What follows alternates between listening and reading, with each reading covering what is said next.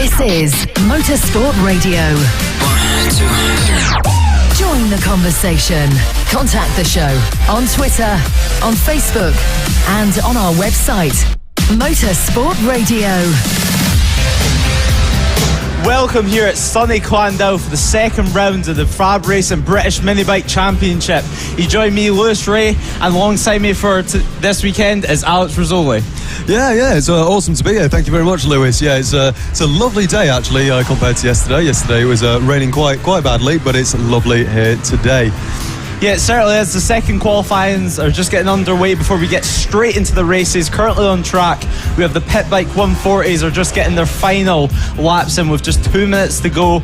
Lucas Brown is currently sitting on top in first position with Rossi Banham closely behind to finish off the first row.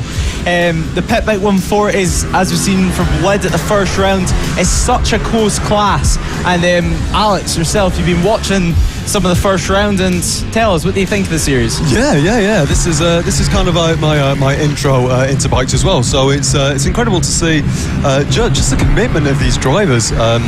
It really is. It's a really fantastic circuit. The drivers giving it absolutely everything here in qualifying 2, and can't wait to see the racing that it produces. Yeah, it always produces great racing. Does Pit Bike 140s and all the classes here at FAB.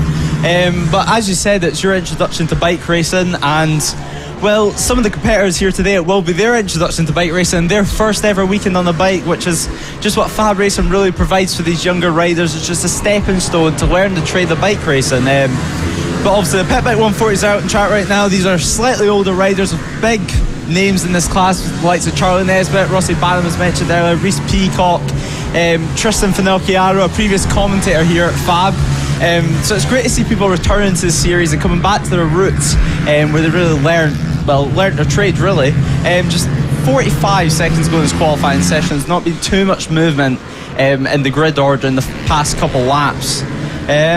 But yeah, it's a great day, sunny day. It's very complicated circuit. Alex, it's your first time seeing this circuit this morning. What do you think? Yeah, it's incredibly technical track, especially coming down on our favourite part of the circuit, which is the Spitfire Straight. You'll be hearing a lot of that today. And also another part of my favourite part of the track is actually coming out of the final corner onto the start-finish straight, because the exit curb is actually concrete. So like turn 2 and Snetterton, a lot of the riders can take a lot more of a wide line as we are watching about 3 people go side by side there coming into the hook, which is the first corner on the track. But yeah, it's a really cool track, very technical, and yeah, it's gonna produce some absolutely fantastic racing as we watch the number 62 rider there. That is Chris Wells. Looking like he's having quite a good lap. We'll see what that lap produces. It's looking really good. We've got a lot of drivers. We've got 15 drivers, 15 riders out on track, and yeah, it's looking very good. As you see, 2 by 2 again coming off the start finish straight. Absolutely class. So, Lewis, you're involved in the bike world. What are drivers to watch in this championship, would you say? Well, really any of the top 10, 15 really. This Pit Bike 140 class is such a close class that any rider can win. We've seen at Lid, there was nothing separating any of the riders. They were side by side, pushing each other to the track and beyond. As the checker flag comes out to finish off the session, the riders will be pushing as hard as they can to get their final laps and to try get further up the grid. Yeah, as we said, it's quite a technical track, which means that you really need to get the bike working for you, which on the lower classes, such as the mini motos, it's not as much of a problem. But when you start getting on the Pit Bike 140s and your mini GP 50s and 70s, it becomes much more apparent that you need to get bikes out to be able to work for this circuit, and well, you need to have faith in your bike, which takes a long time to develop, which is why we see so many riders in FAB from all different abilities, and they're all just learning and progressing every single session. But yeah, there's a final riders are now just crossing the line to finish off the session. Darren Anderson, the big name in this class as well, as you'll know from the Moto Team race in the 133 bike will be trying just to get as high up the order as possible. He's in front of names such as Charlie Nesbitt, of course, previous GP2 rider, now in Super Stock 1000, I believe, in British Superbike. So it's, yeah, as I said earlier, it's great to see so many names in FAB. Yeah, absolutely. You know, a lot of these drivers are incredibly talented, and obviously, as you say about the bikes, as we see someone doing a wheelie coming back into the pits, that's lovely to see. And it looks like someone's stuck out on track. It looks like, I think he's walking the bike. He's decided to walk the bike because he can't get it started. And that's just on the Spitfire straight as it comes down, as we see a few drivers, I imagine, practicing starts. And yeah, it's looking like these riders are going to have a very interesting race.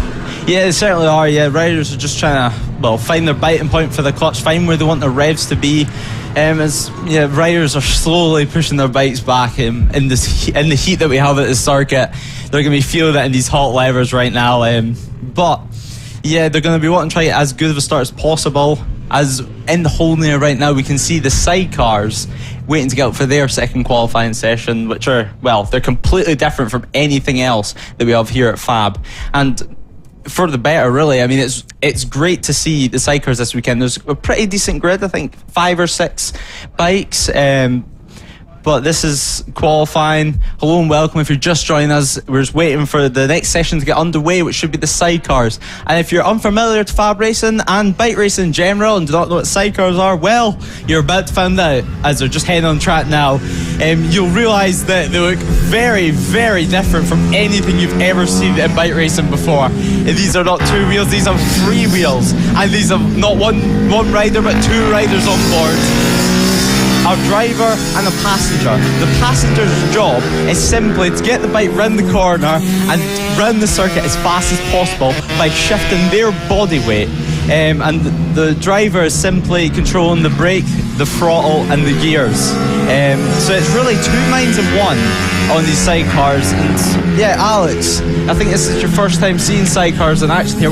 Tell us, what do you think? Yeah, absolutely. I mean, I've seen quite a few streams of them, quite a few videos of them, and they are quite shocking. I remember the first time I was watching them, and just to see how close these riders get their heads to the ground. It's absolutely incredible. Obviously, as they have to turn the cars on camera, we're looking at number 90 followed by 666, and just look at that. Look at how close his head gets to the apex of the final corner. That's absolutely terrifying, I think, is that. But yeah, these bikes are really, really cool. They're either powered by a 2-stroke or a 4-stroke production motorcycle engine with a maximum output of 26 brakes horsepower. Now, all the riders have to be, the driver specifically has to be 18 over, and this is Mick Williams.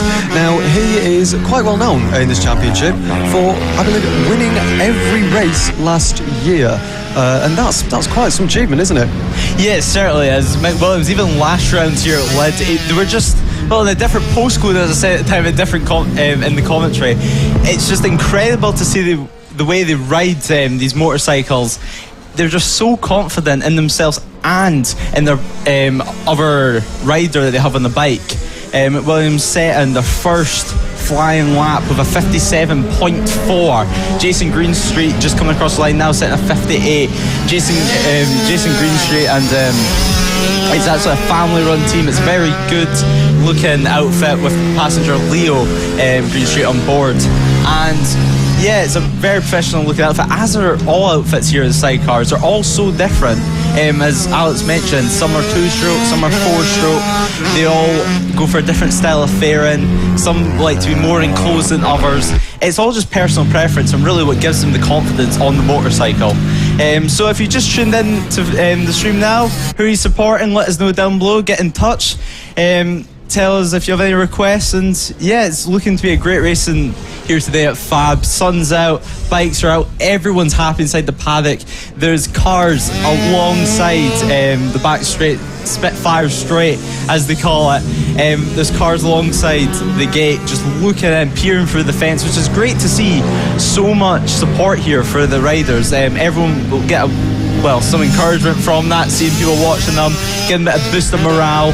And as you see McWilliams going round the outside here in qualifying, nothing is stopping them. A 57.1, currently the fastest lap. 1.4, yes, you heard that, 1.4 seconds faster in second place Green Street. It's just incredible to see, and really I've never seen anything like this where a rider can just be at a different level from everyone else in the class, and yeah, it's just great to see. Yeah, absolutely sensational. And I'm right in saying Mick Williams as well, has he started handing back trophies to the event organiser because, well, I presume because he can. And yeah, as we see him now coming over the start-finish straight. Oh, and that is in off the 666. The 666 is off the road and into the barrier. That's mentioned. Oh, there we go. He's managed to get it pushed back, and the rider, and that is John Keats in the number 666. And it looks quite incredible, doesn't it? That it's got the red and the red and black, like this really nice livery. It really is very cool. So there we go. We are seeing them. There we go. They've got clear, and there we go. Right back with the helmet against the tarmac, and there we go. Coming down the Spitfire straight. Wow, look at that, absolutely incredible. And there we go, the helmet so close to the apex of the corner. Wow, absolutely sensational. Really cool. Yeah, it certainly is. John Keats straight away getting back, pushing as hard as they can. They want a great lap during qualifying, although they've just tipped off. And look how close he's getting to the tyre wall there. They're pushing as hard as they can right now. Although they've just crashed, they do not care. They are going for a great lap. They're currently in third. They're going to be wanting to push to try and get in the front row. They know they can do this. You can see the bike just shaking. It's saying no, I can't. But they are forcing the bike into, well, where they want to go on track as we head through. Oh, you can see smoke coming off the back wheel there. They're pushing as hard as they can, make it as exciting as possible for everyone watching. And I'm sure on board they'll be loving this as they come through the chicane just ahead through the right-hander that leads on Spitfire Straight. The helmet always scraping on the ground here as we head down Spitfire Straight, going as hard as they can, using all the power into the braking zone for the final corner. There's still 2 minutes to go in the session as they push as hard as they can, open the throttle as hard as they can, get as close to the wall there, going for the chicane. It looks like they're on a slower lap. Yeah, it looks like they've backed out of this lap.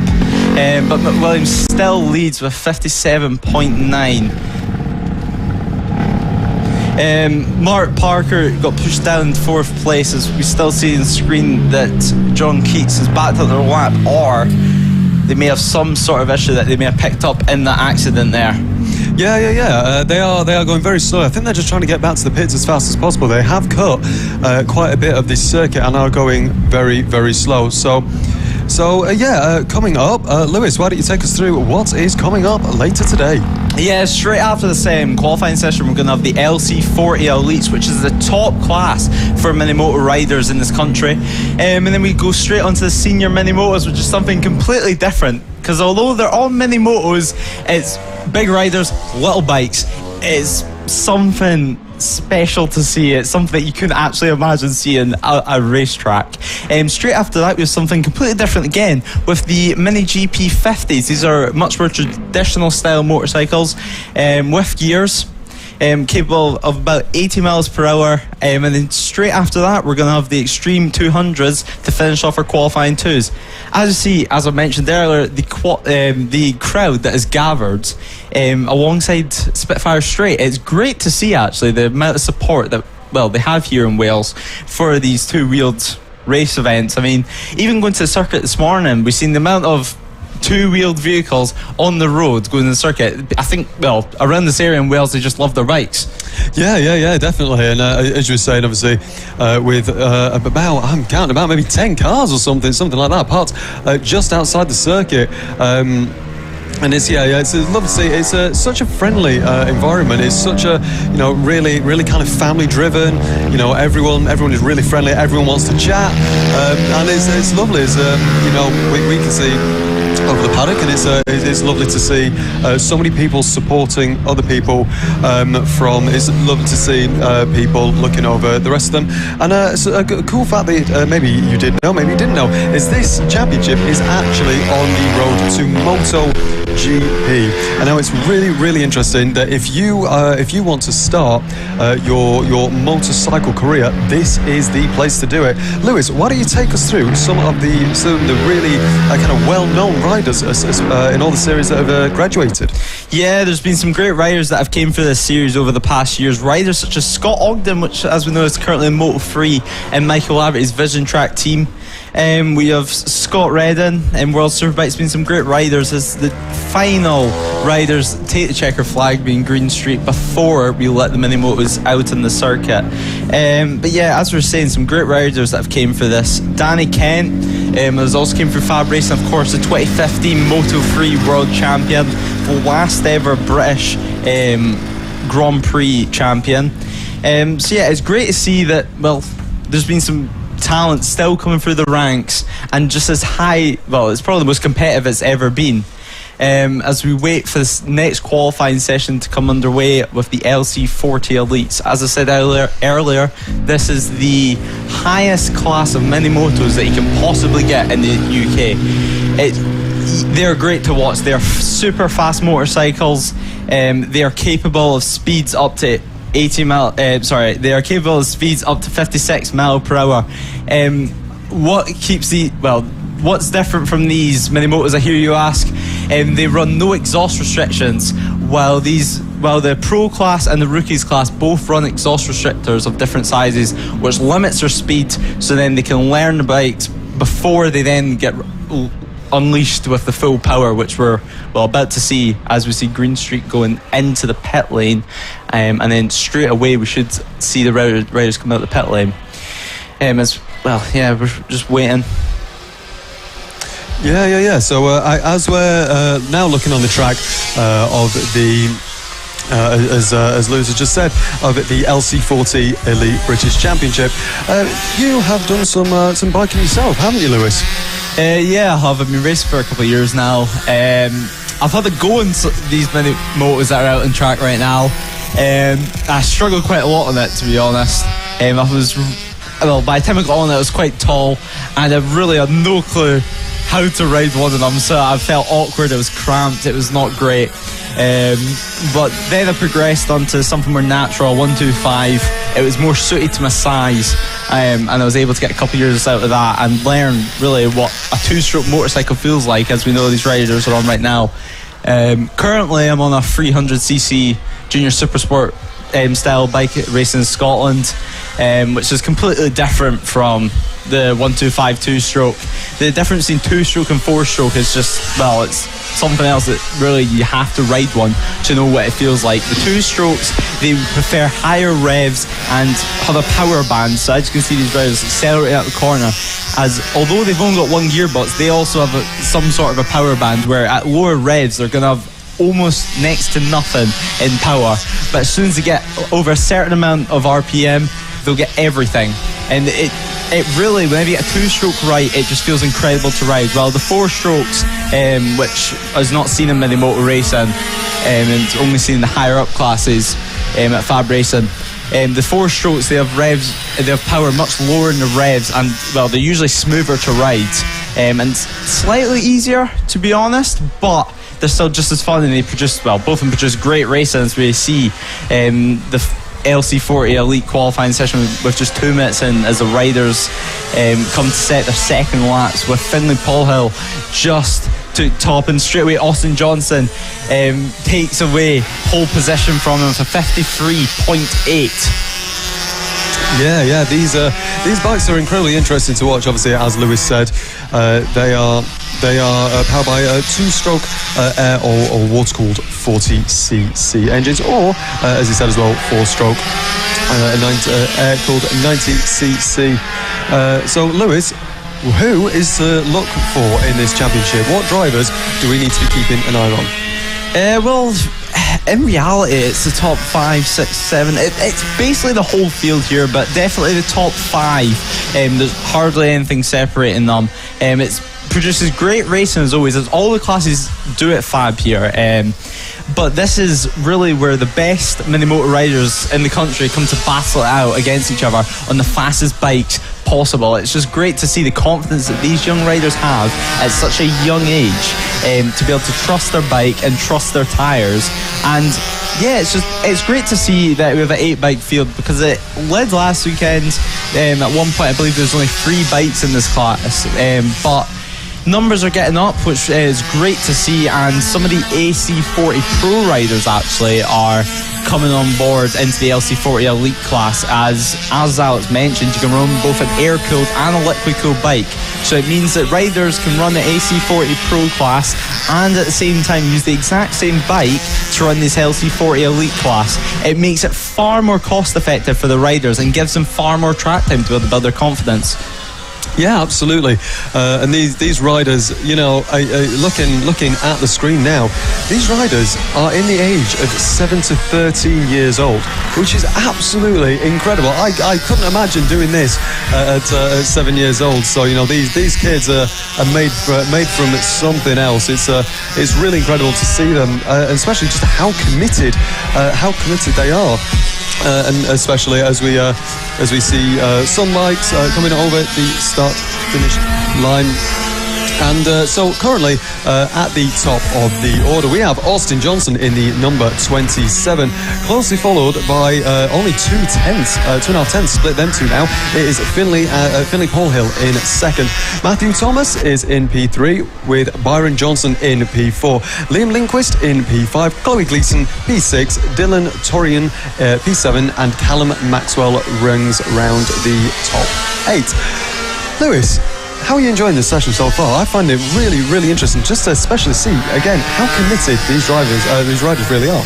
Yeah, certainly. Austin Johnson just went top now in the session with a 52.8 fast, 8 tenths faster than any other rider. Austin Johnson's absolutely on it in his qualifying session with just 4 minutes to go, and we're over the halfway point in this qualifying session. Keep in mind, this provides the grid, and if you've never watched FAB-Racing before, the grids work as we see a rider stopped at sidetrack. I believe that is Austin Johnson, the current pole position.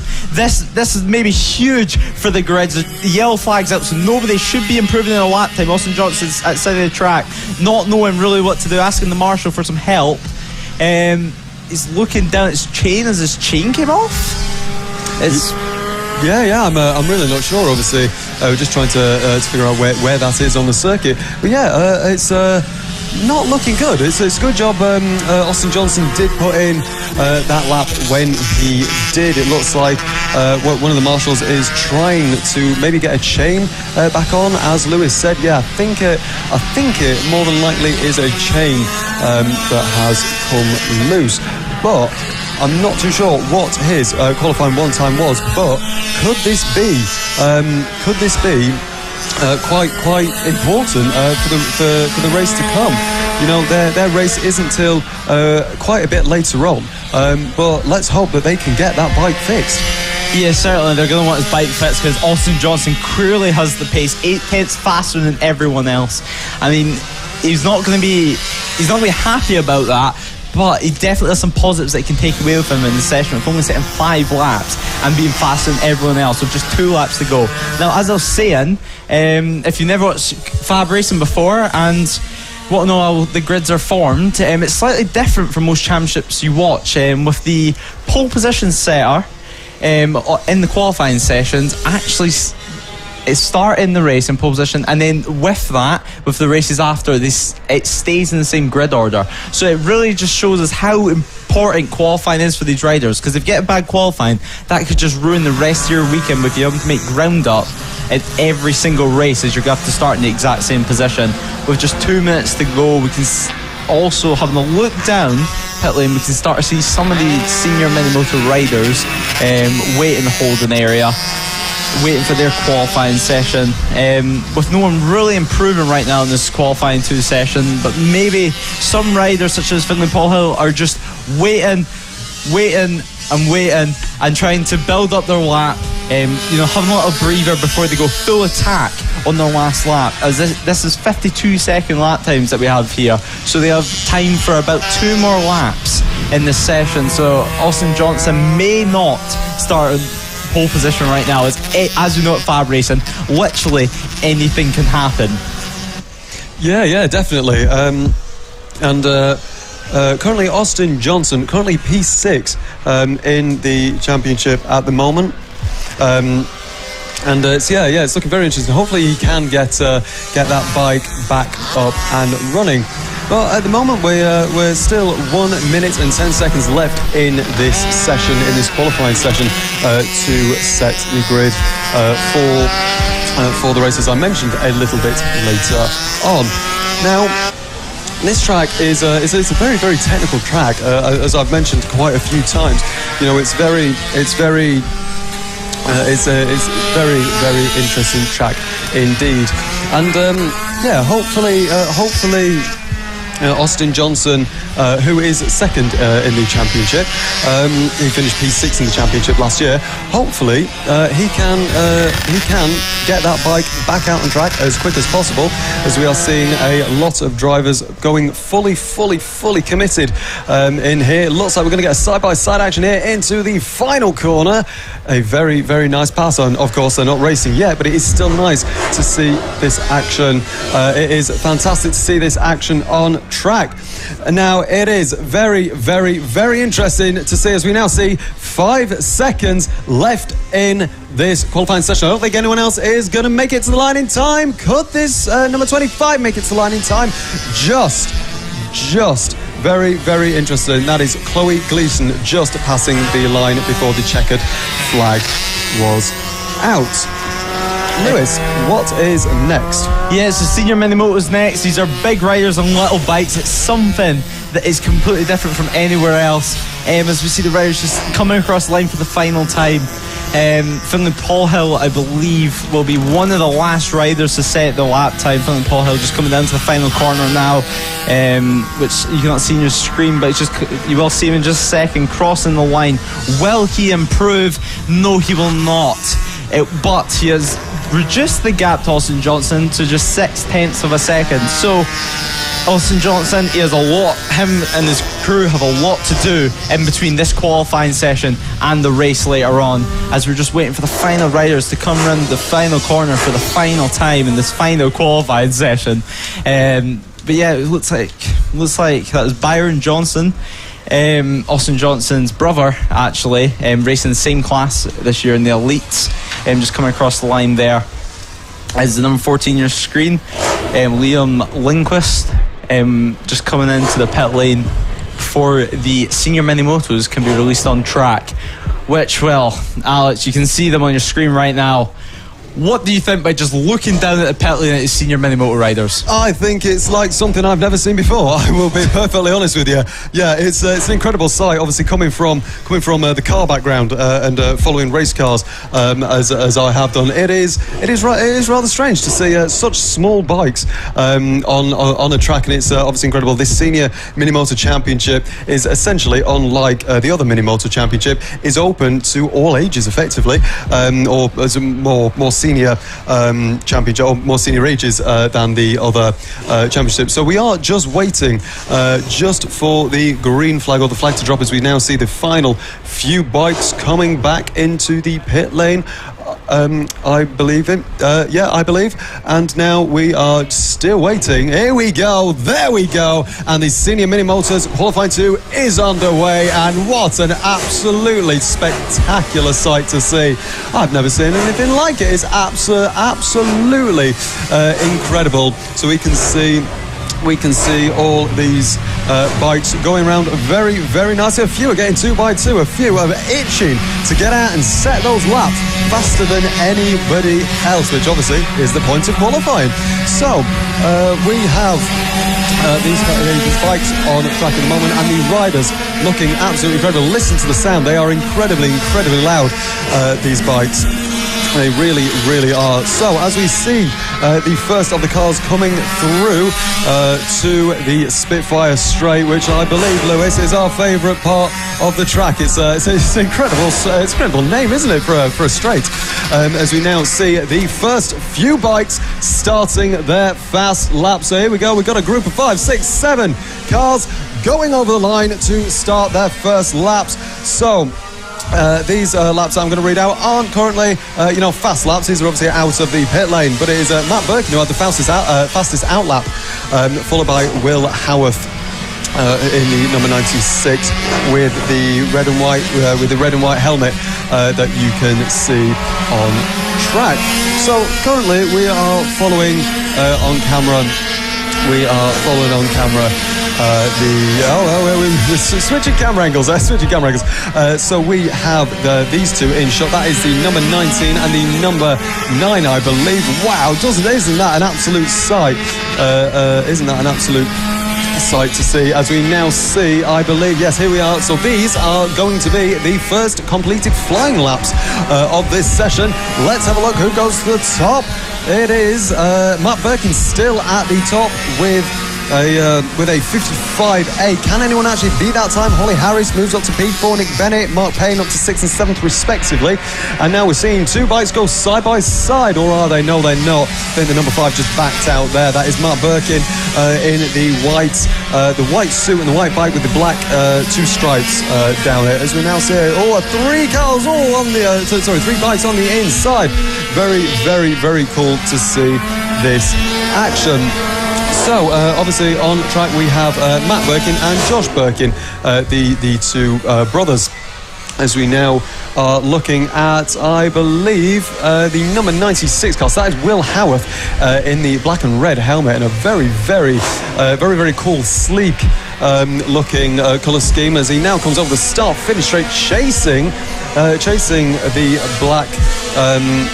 the black and orange bike of Josh Burkin, and he is very nearly going to go down the inside of him.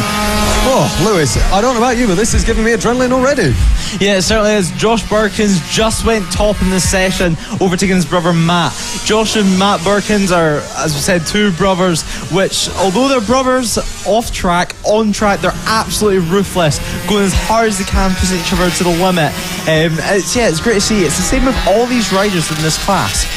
Although, which is what you see on your screens at home, is aggressive, hard races. We see you with 3 wide just in qualifying, but although, as you see, it's aggressive, no cut racing, off track, they'll happily give each other a hug and laugh about it. It's what we love to see. Everyone's here for fun and everyone's loving what they're doing, and that is why we race motorcycles at the end of the day. And with the sun being at this amazing weather here in sunny Wales, no one's going to be complaining about today as they head round the chicane before a right-hander, which then leads on to the Spitfire Straight. As you see, the riders trying to get as tucked in as possible, as well, they're huge on these small bikes. It's so difficult for them to get tucked in and be, well, somewhat aerodynamic. As we see in this qualifying session with just 5 minutes to go, Josh and Matt Burkins walk out the front row. Holly Harris in 4th, British Talent Cup rider. As I mentioned earlier, there's a lot of British successful riders that come back to this championship for some fun, and well, they're able to pass on their experience to younger riders and do some racing themselves. So it's a win-win for everyone, really. Josh and Matt Burkin still leading the front row. As we say, yellow flag was out temporarily. With just 4 minutes to go in the session, no one's really improving. Nick Bennett goes up to 6th place with a 55.9. Of course, the fastest lap right now is a 54.4. That is a great lap time with the amount of weight on board, with these bikes having such little horsepower. And they'll happily push each other to the grass in this class. It's incredible to see. It's such hard racing. Yeah, absolutely. Obviously, as we mentioned before, the Burkin brothers, they are only a 10th away from each other. There is a 10th between them, or to be more specific, 0.105 seconds which is absolutely nothing at all. It's almost like as quick as the snap of the fingers. But yeah, this championship is open to those over the age of 14. There is no exhaust restrictor on these bikes as opposed to the other mini motor series. You can run a air or liquid cooled 2-stroke 40cc engine or a 4-stroke air and liquid cooled 90cc engine, which definitely provides some interesting action as we're looking into the final corner. I believe that is, yes.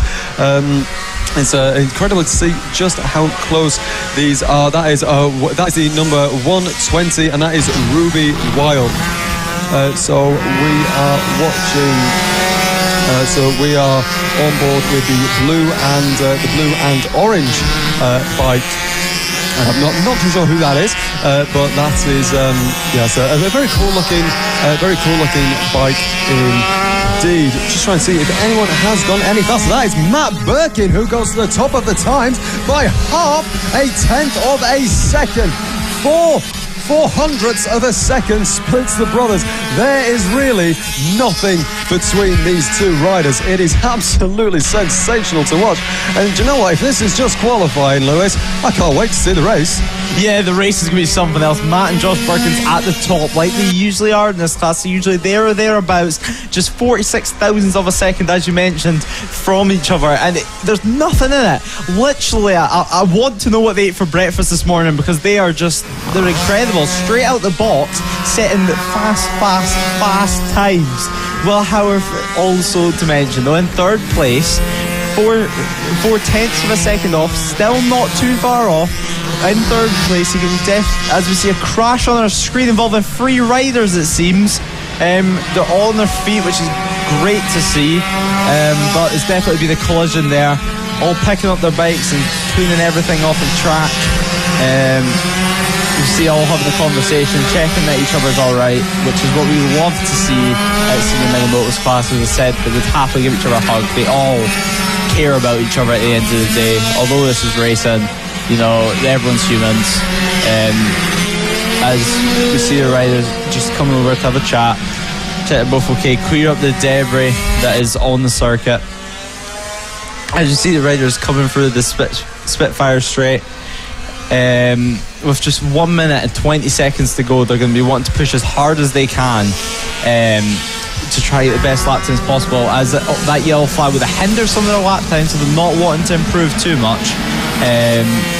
As well, yellow flag, if you're new to racing, yellow flag means that you need to have caution in that sector, meaning that they cannot go faster than they were usually. I see Holly Harris making her way through some traffic, as I mentioned, British Talent Cup rider. It's great to see these riders returning on, I believe she's on the FHO bike this year, supporting female riders throughout the series, which is, well, it's great to see for British motorsport and females in motorsport. Holly Harris is trying to tuck as much of her body as possible as she heads down this straight. She's tucking in her knees, which riders on these mini motors tucking their knees to try to be as aerodynamic as possible, as although they do not have a screen like typical racing bikes, they tuck in their knees, some of the riders which can, so then this air goes past them nice and clean as we head around the final corner, following Holly Harris, trying to push as hard as she can with just 12 seconds to go. This will be our final lap of the qualifying session. Still Matt Burkins that leads the way.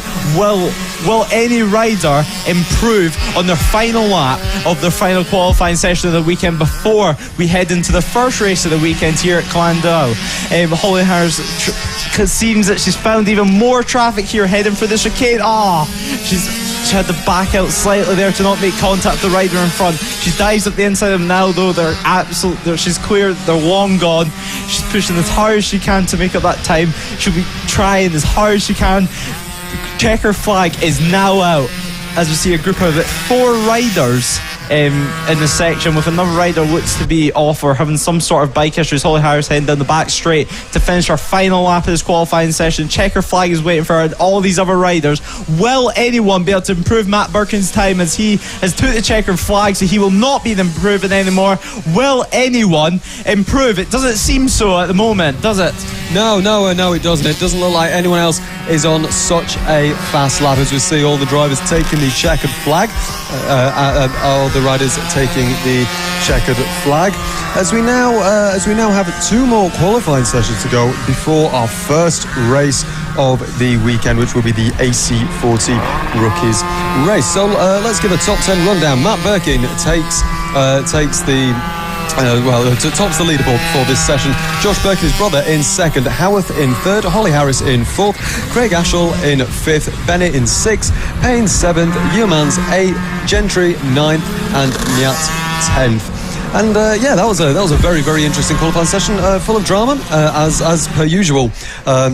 In motorsport, it's very interesting to watch.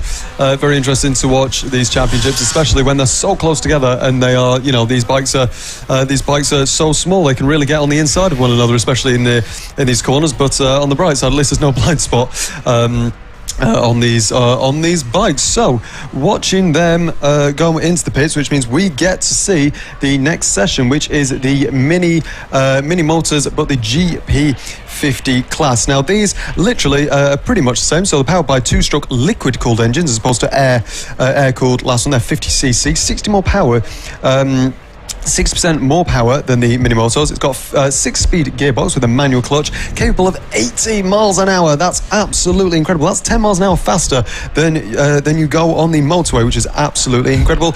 These riders are aged 9 from 15, but if they are actually 8 years old, they can compete in this as long as they have completed 6 full rounds in pros or elites, and quote unquote from the regulations, shown good ability. Obviously the decision is down to the FAB organisers, and these bikes run 12-inch wheels, hydraulic front and rear disc brakes. As we now see, all of the bikes from that previous session have now returned to the pit lane. We are just waiting for the flag to drop and the riders to go out on track. Just currently got a marshal on track, so maybe there's some debris, maybe there's something on track as we wait for this next session.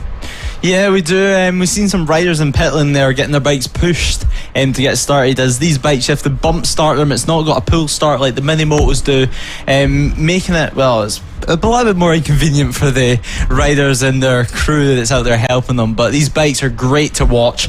There's some great riders in this class actually, as they're just waiting to get out this pit lane to start the qualifying session. We see Marco Holt and Archie O'Brien, 2 riders with 2 very, very distinct helmets. Archie O'Brien, of course, having the classic Spider-Man helmet, with just next to Marco Holt and the Minion helmet. They'll be wanting to do some sort of maybe practice start coming out the pit lane, but they're getting held for quite a long time here, which the bikes will not be enjoying. But I believe there's a recovery from debris as they're finally released now. Archie O'Brien comes out the pit lane to lead the way for this Q2 session of mini GP50s. Marco Holt is also out in the session. As I said, he's going to be wanting to try and get pole position. I see Bailey Lawrence on our screen, the 09 bike. Bailey Lawrence, it's great to see her improve. And yeah, it's great to see these riders. This session is so good, and this class is so good, in fact, as you get to see these up and coming talents on these great motorcycles. I cannot stress enough of how much these riders learn on these mini GP bikes. They learn their clutch skills, they learn their gear skills, and they learn how to ride a bigger motorcycle that's slightly heavier. As we see Archie O'Brien coming down Spitfire straight into the final hairpin corners to set the first lap of the session. How will this lap fare though? He gets a 51.418. That is currently fastest of the session. Finley Paul Hill in second and Bill Harris in third. Archie O'Brien, as I said, he's a 2-time champion last year, in fact, taking both the LC40 Elites and the AC40 Pro Championship in 2021. It's just great to see such a great rider on one of these bikes. It's great to see him progress through the ranks like he's intended to.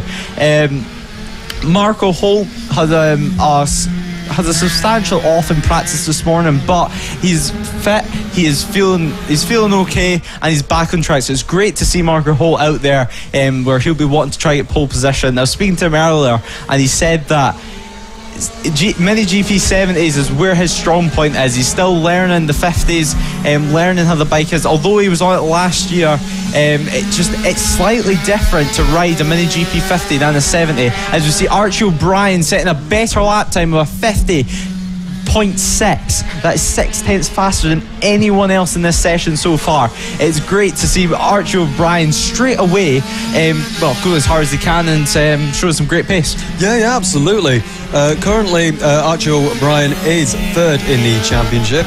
Obviously, last round it was quite a nice,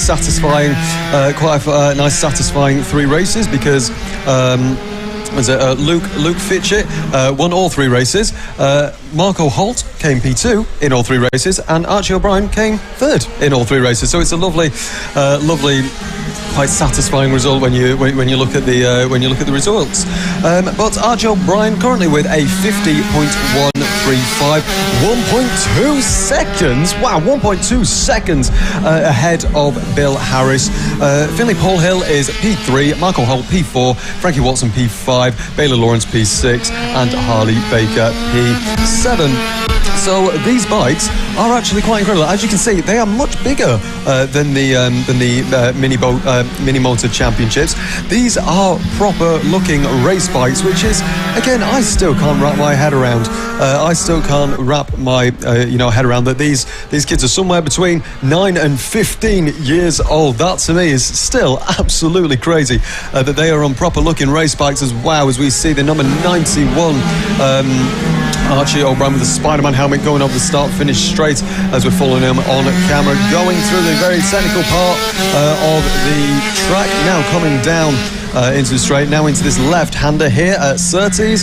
There we go, following it around. Here we go into the right-hander, down now into the Lancaster curve as we now switch cameras, rather unfortunately, to the number 24 of Harley Baker, who has another bike behind them. That is the number 114. That is the number 9 of Bailey Lawrence, just behind them. And who is the sister of Taylor Lawrence, which is very, very cool. As we see these cars, there we go. We've got another car coming on to the pit straight. Yeah, we do. I just seen coming out of pit lane there, Marco Holt is coming out of pit lane. He took a quick little stop, just have a little breather before he goes out again and push. One person who just came out of pit lane as well was Luke Fitchett. Luke Fitchett didn't come out at the start of the session, but with just about halfway in the session, he's made his way out in circuit and is going to try to set a great lap, really, because as Alex mentioned, he won all three races last round. One thing we also seen last round was multiple lap records broken, one after another. It was great to see. And the question really is going to be, with these great conditions that we have at this circuit, will we see more lap records broken? Do you know what? I think we will, to be honest, because a fun fact, we have 9 series that run here with FAB-Racing, 6 of which their lap records were broken on the last round of last year, on the 9th and 10th of October. That's 6 out of the 9 championships that had their records broken. But the last one was actually set by Marco Holt here last year on the 10th of October, a 49.097 second lap. Currently running in the 50-second mark as we are watching Harris now. That's Bill Harris in the number 14 white and red machine. Red and blue is the suit to look for with the black helmet. It looks very, very, very sleek indeed. So one thing about the lap records is I believe that they can only happen during the races. So even if someone sets a blind lap, let's say a 48 second or something like that, it wouldn't count if it was in qualifying, which means that the race is not only something to fight for positions for, but also if you can, really get the pedal down effectively. Yeah, as we see Marco Holt just going up to second place there, only 3/10 of Archie O'Brien. Now it's just clear that Archie O'Brien straight away went out the box and straight away just put in a great lap and did it again and again.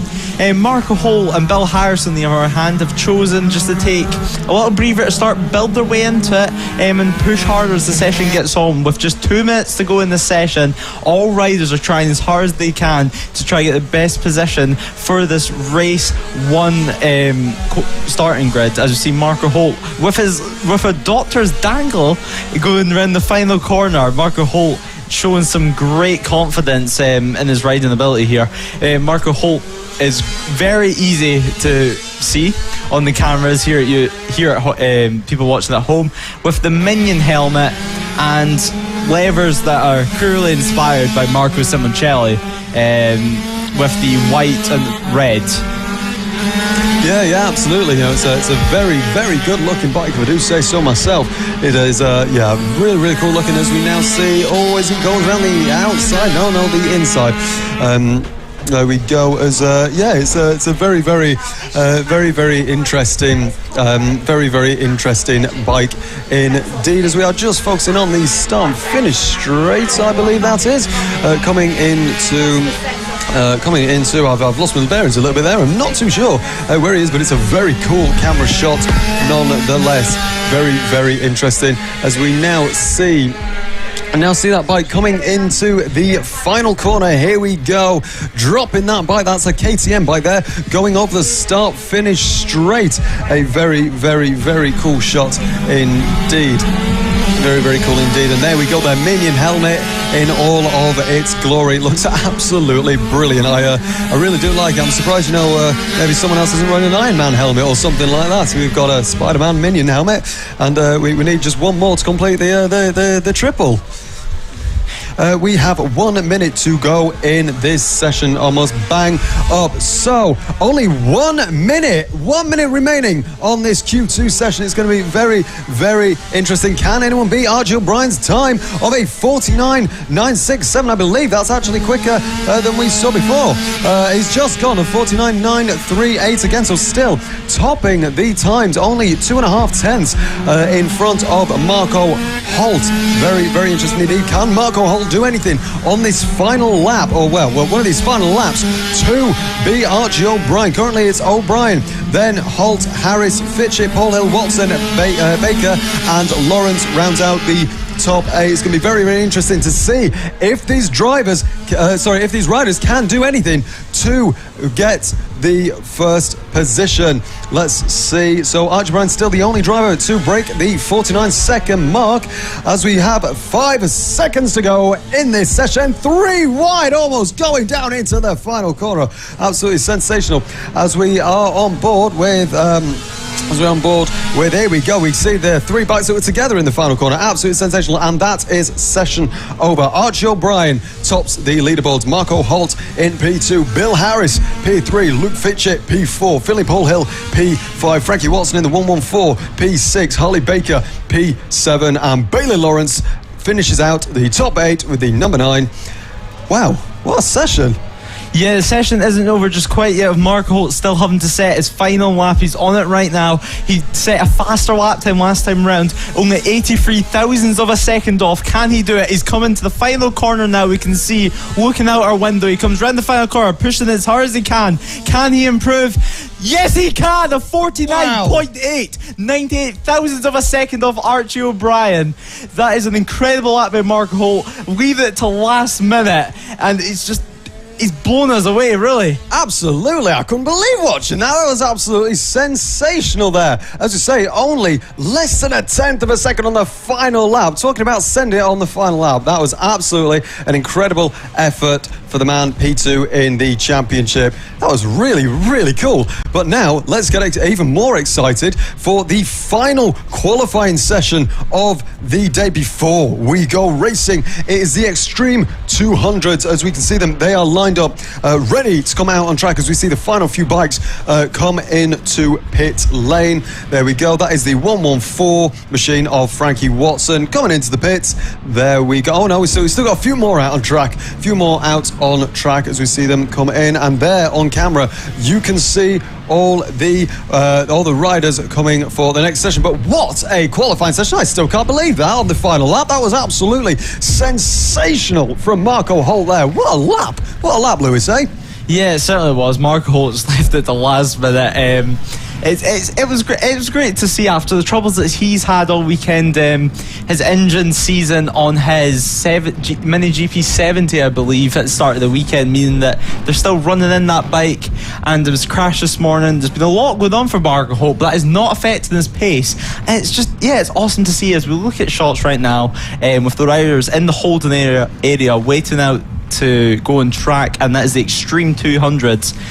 This is quite a big grid and quite a lot of different style of bikes in this class, with quite a lot of different styles of engines in this class. There's waiting to get out onto track with the red flag being shown. The red flag is away now though, and Rossi Banham leads the way, popping a little wheelie for everyone watching on the pit wall and at home, as riders head out to complete the first laps.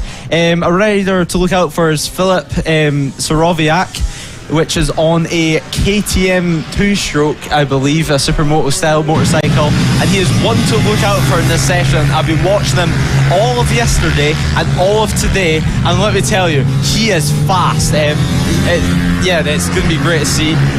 Hopefully we can get some great racing as we usually do in the Extreme 200 class. It's wheel to wheel, it's bar to bar, and it's pushing each other to the track limits, basically. It's crazy to see. There's some massive names, as I said, Rossi Banham, junior super stock rider. I believe Charlie Nesbitt is also out on track. Jake Archer, Ollie Walker, some great British names from the British Superbike paddock that is here racing this weekend. As you see on our screen, Filip Soroviak getting a 50.9 on his first ever lap out, 1.8 seconds faster than everyone else's first lap so far. But of course, this is just the start of qualifying. There's plenty to come, plenty of excitement left in this qualifying session. Yeah, absolutely. As we said, this is the final qualifying session of the day, so the last time that these drivers will be able to hot lap without having to worry about the people necessarily behind them on track. So, it's a very, very interesting series indeed. So this series is open to any pit bike style machine, but you have to be over the age of 17 to rate. These wheel sizes range between anywhere between 10 and 17-inch wheels, which is very, very, very interesting. Bike modifications are permitted for this, and these bikes are powered by a 2-stroke 55 to 110cc machine or a 4-stroke 140 to 200cc engine. So there is a big big style of variations in bikes. You know, there is a big variety and a very interesting grid indeed. Obviously, we have 13 riders on track at the moment, as Rossi Banham tops the leaderboard at the moment by a 10th of a second from Reese Peacock, who has just done a 56.09. Very, very interesting. But Rossi Banham, as I said, still on top with a 50.493. Third place at the moment is Ollie Walker. That rounds out the top three, who does a 50.669. So there's only half a tenth between Walker and Peacock at the moment. Very, very, very interesting to see as well. Coming out of the final corner, you can just see that. That is what I mean about track limits. As I said, it is like the turn two. It's like the turn two of Snetterton, that hairpin. You know, you can run out really wide, and it actually rewards you for going out wide, because you can actually carry a lot more speed through that corner. Oh, Lewis, let's go. Yeah, it's been a great qualifying session so far. Filip Soroviak, with his last lap being a 49 flat, currently topping the session. A 1.2 second gap between first and second right now. Rossi Banham in second place, rounding off the front row currently. They're pushing as hard as they can. You can see Filip Soroviak moving the bike around. We see them earlier on running slightly wide at the final corner there, by just lifting up the back wheel on the back end, flicking, kicking out. And whenever it touched the ground again, it really just unsettled the bike and forced him to sit up and run it wide. But that will not affect him cruelly, as he's done a 48.6 now. He is now 1.5 seconds faster than literally anyone else. Yeah, absolutely incredible. Really, really incredible there. Really, really, really cool indeed to see that. Very, very interesting. So currently we have the fastest time, the lap record for this is a 46.763. Again, set on that weekend last October. A very, very interesting lap indeed. So still quite a way away from what we've got at the moment, but that is unbelievable. What an unbelievable lap there. 1.858 seconds ahead of second place. Absolutely very, very interesting. So Lewis, why don't you take us of a lap now as we see into the final corner? Take us on a lap around Llandow. As we see, going for the first section of the track here, it's a fast technical chicane which then widens out into a sweeping left-hander, which it really is a bit of everything, this track, as you're about to see. It then leads into two hairpins, one after another, where riders are going to have so much time on the side of the tyre where they're going to use all the track, which then opens out again and becomes two fast sweeping right-handers, which then leads them towards the back end of the circuit. Once they get to the back end of the circuit, they have another chicane to make their way through, which then, after they come around the right-hander, leads them on to Spitfire Straight. As we mentioned earlier, it's clearly our favourite part of the circuit, which is how cool it sounds to say. And then round the final corner, which just screams dive bombs. It's such an inviting opportunity for overtaking, with it being a hairpin. It's just, this track is a bit of everything for these riders. It means that it suits everyone and it suits all styles of bikes. With just 3 minutes to go in the session, Filip Sorowiak still leads the way with a 48.2, still 1.5 seconds faster than anyone else in this qualifying session. Rossi Banham down in 4th right now. He will not be too disappointed with that. It's still a great qualifying session where he can make a great impact on the races. I think all riders really want to. As I say, Rossi Banham now goes 3rd. Yeah. The third driver in this session to break the mark there. He's broken. He's the third rider in this session to break the 49/48 second mark. Only 3 drivers have done so. Filip Sorowiak is in first, then Sakatarian in second, and Rossi Banham, as we've just mentioned, in P3. Oh, it's getting exciting now. We literally just have under 3 minutes to go of the final qualifying session of the day, and it's really, really interesting. What can we expect to see in the final 3 minutes? Of the last qualifying session, the fastest lap was done on the final lap. So let's see what on earth maybe some of these drivers can set. We're going to have a surprise first position. Let's see, can Rossi Banham get up into first position? We see that a few riders improve on their last lap going through there. The tension is really, really, really building, and it is looking like a very interesting qualifying session. Yeah, just 2 minutes to go. Filip Sorowiak still leads the way. Ollie Walker now goes up to 4th place, pushing Rossi Banham all the way down to 5th. Now then, I just see Filip Sorowiak going down the inside, but he took back out of it in the final corner there. Will anyone be able to get past him in lap times to be able to get in front of him and get that pole position, the all-important pole position that everyone here fights for? Even that last lap with Filip Sorowiak, slightly having to back out in the last corner and be a bit cautious. He was only 2 tenths off his best time. He's on it every single lap here. It's just amazing to see. Our championship leader, in fact, Sullivan Mounsey, is not here this weekend. And David Fern, also second in championship, is not here this weekend. And Casey O'Gorman, who I believe is 3rd in the championship, is not here this weekend. So the championship is wide open. We've seen last year as well that riders were constantly just dipping in and out of this class, meaning that it's quite a confusing championship to be able to follow, with not all riders doing every single round. Noah Gilray, down in 8th place, is in a mini GP style bike in the Extreme 200s. Although Extreme 200s, you see a lot of pit bikes on your screen, it's quite an open class. You can compete in anything you want, really, as long as it's within the rules. Although it's a different style bike, you can still compete and still be competitive. With just 50 seconds left, Rossi Banham is now up into 2nd place with 49.6. Rossi Banham will be happy with that 49.6, but he's still 1.3 seconds off Filip Sorowiak. Will anyone in their last flying lap of this qualifying session, before we go into before they get the race. Will anyone be able to improve?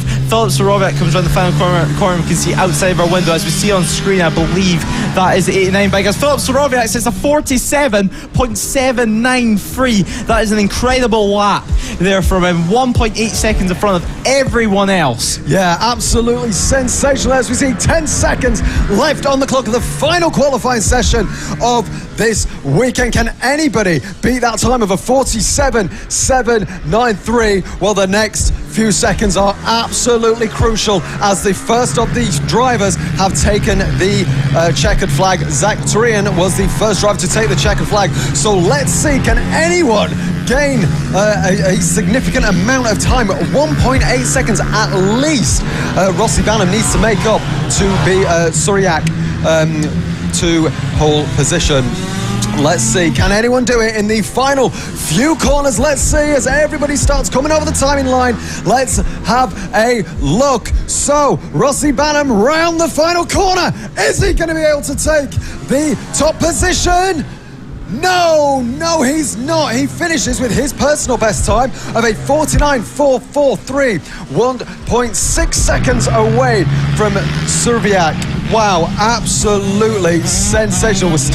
Yes, we are just done now. That was absolutely sensational. Unfortunately, no very last lap take us for first position, but wow, it's certainly going to be an interesting race, isn't it? Yeah, it's heating up here. Rossi Banham clearly happy with his lap time. They'll pop the wheel for the fans once again. Chauveau, and he's starting on the front row. He can be happy. He can, although on paper it may look like quite a big gap with a 1.6 second gap.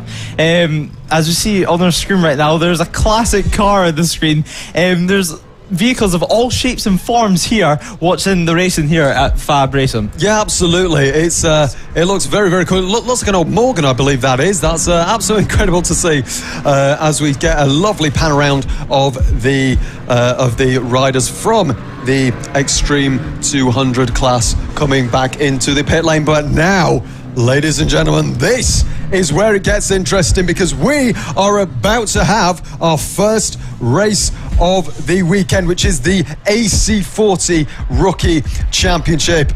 Oh wow, as we see the marshals and the parents coming onto the track, as well as the riders in just a few seconds. But it will be a very exciting race indeed.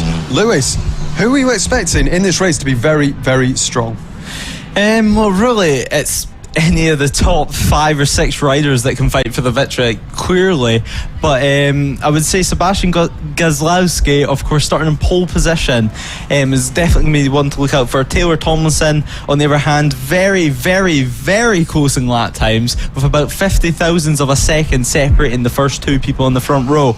Logan Cousins, of course, only 7 years old, racing the number 7. Maybe got some inspiration for his number from his age there, starting third on the grid. Any rider really can make an impact on this race, and it's going to be great to see. Sebastian Gazlowski is going to want to get away and try to create a gap from Taylor Tomlinson straight away from the first lap, because qualifying there was nothing between them, and because of that they're not going to want to get caught up in the battle and potentially get more people into the mix. Yeah, absolutely. Yeah, it's certainly going to be an interesting race to say the least. You know, as we now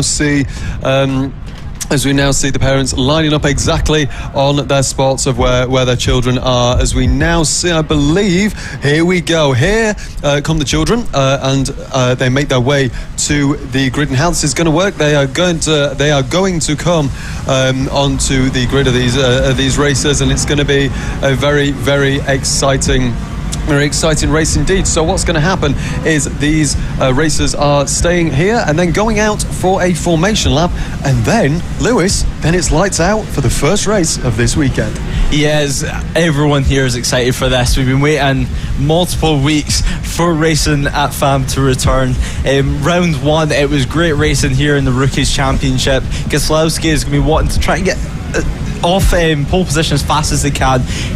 As you see, all the parents are lining up on the grid to be able to show their child, which some of them may only be the second, third, fourth race of their life, in total. They're showing them where to line up and giving them a friendly face really to look at as they go out on their warm-up laps, because we're just waiting to be released on. Nerves are starting to build, tension is certainly rising here, not only on the grid but up in here in the commentary box. Everyone's getting slightly nervous to see the Union Jack in someone's motorhome as the riders are now away on their warm-up lap for the grid.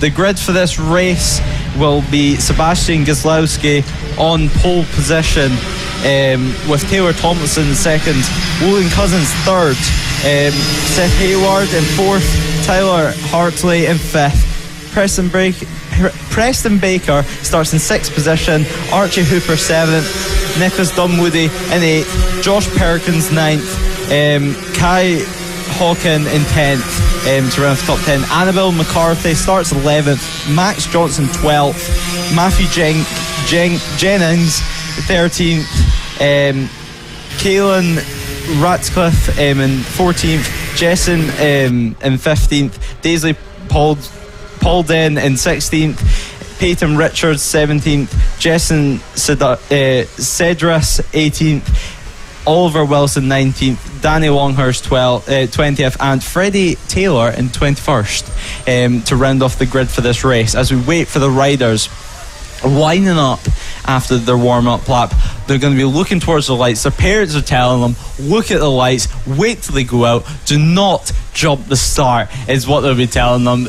The riders are very, very nervous right now. We're just waiting for the final rider to make his way around the final corner, so then he can start their first race of the weekend, the first race of here at Llandow for 2022. If you're watching at home, who are you supporting? Tell us, leave a comment down below, tell us who you're supporting for the series, who you want to win.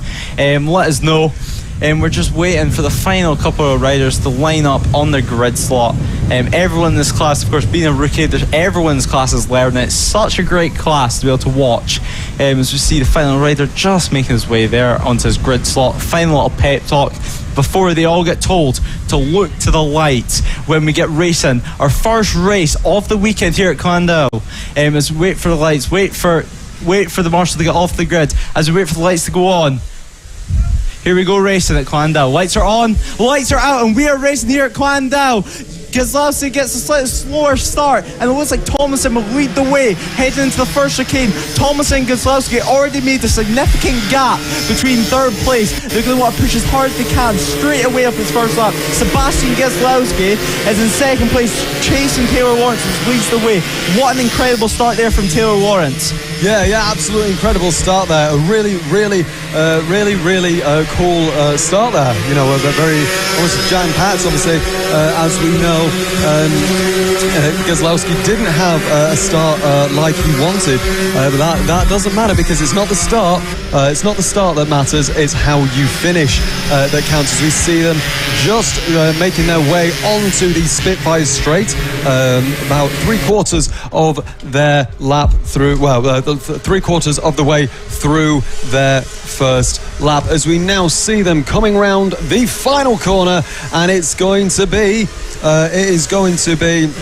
I believe it is Taylor Thompson who leads the way away from Sebastian Gieslowski. Seth Hayward is in third, Logan Cousins in P4, who loses a position there. Preston Baker P5, Archie Hooper P6, Josh Perkins P7, Dunwoody P8, Hartley P9, and Hawking P10 rounds out the top 10. A very, very interesting start. Not the start, as I said, that Gieslowski wanted. No, it's certainly not, but Gieslowski is not stopping there. He's trying to pile as much pressure on Taylor Tomlinson, as possible.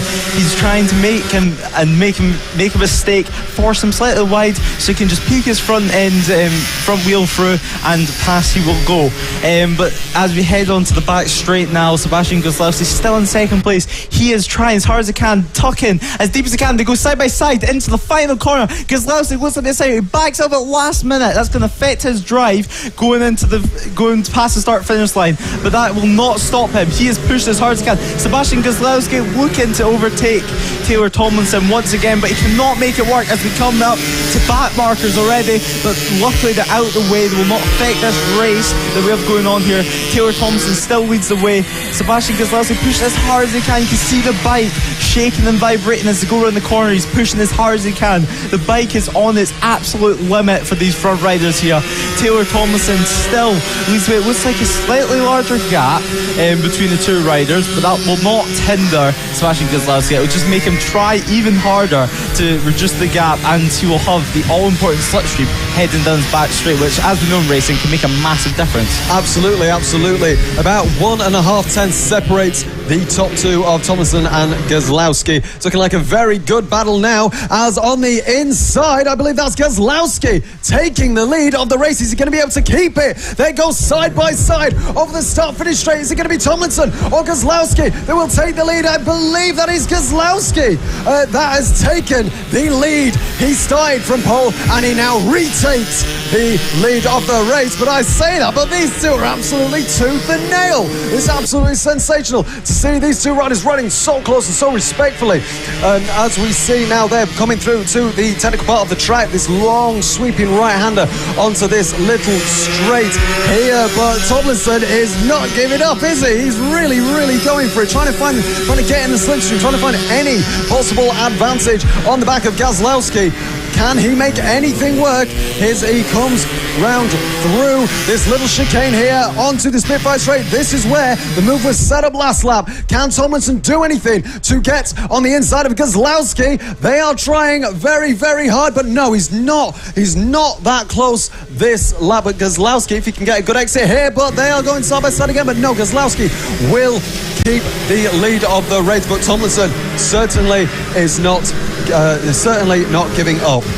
Yeah, Sebastian Kozlowski leads the way, but Taylor Tomlinson will want to try and get that advantage back. You can just see with all these other riders, I think it says Haywood, Seth Haywood, just how different their lines are while riding.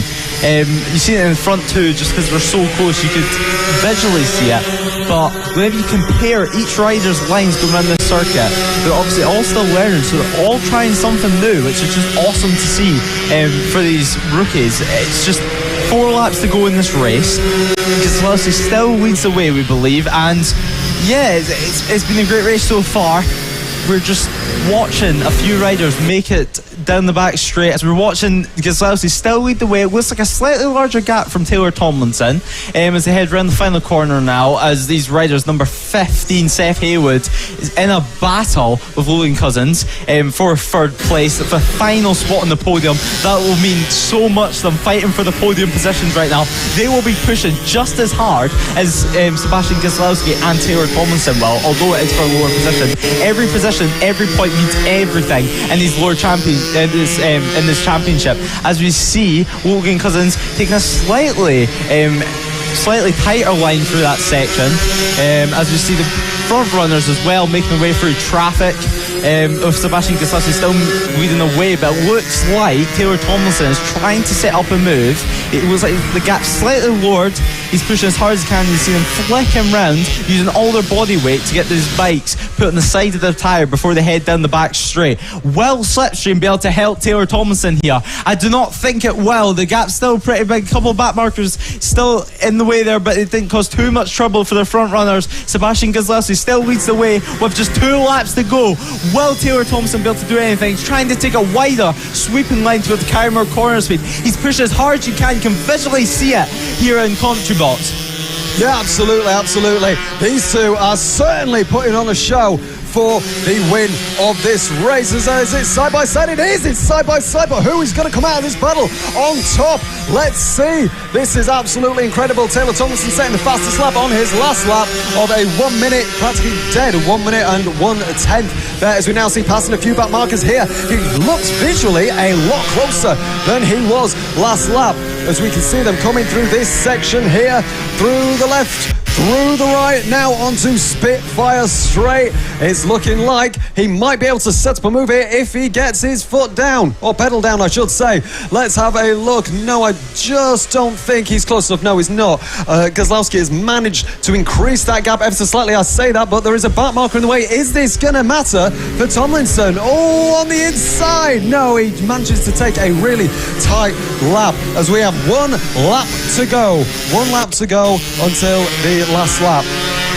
Sebastian Gazlowski still leads the way. He set fastest lap of the race that time around with a 59.977. But this is a section that Taylor Tomlinson is faster than him at. He's going to be wanting to try and bridge any kind of gap that is there. Sebastian Gazlowski, though, still leads the way. It looks like the gap is pretty large. All Sebastian Gazlowski needs to do is pray that he does not get affected by back markers. It looks like Taylor Tomlinson went slightly wide, but he may carry slightly more speed into this left and then into the right. Will he be able to make a move? He's looking for a move, but that will affect his drive onto the straight. Sebastian Gazlowski still leads the way in the final straight on the final lap of the first race here at Llandow.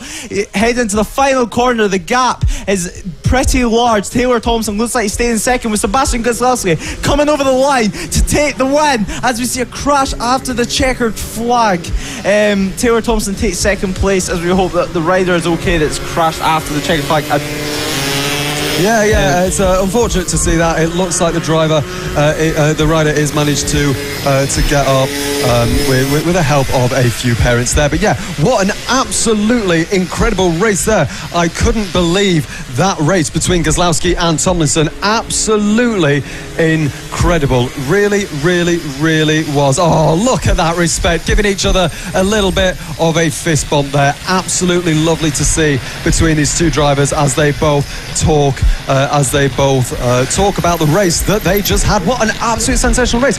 They were wheel to toe. So it was Gazlowski that took the win. There we go, as that beautiful graphic comes up on screen. He wins by 8/10 from Taylor Tomlinson. Logan Cousins finishes P3 on the podium. I bet that means a lot to him. Seth Hayward finishes P4, Preston Baker P5, Archer Hooper in P6, Nicholas Dunwoody finishes P7, Tyler Hartley P8, Josh Perkins 9, and Kai Hawken rounds out the top 10. But we might as well go and finish the race of 21 riders. So P11, Annabelle McCarthy, P12, Max Johnson, 13th, Kaylin Ratcliffe, then in 14th, Jensen Ansell, 15th, Matthew Jennings, 16th, Daisy Polden, in 17th, Peyton Richards, 18th, Jensen Cedras, then in 19th, Danny Longhurst, 20th, Oliver Wilson, and rounding out the rounding out the field is Freddie Taylor in the 118 machine.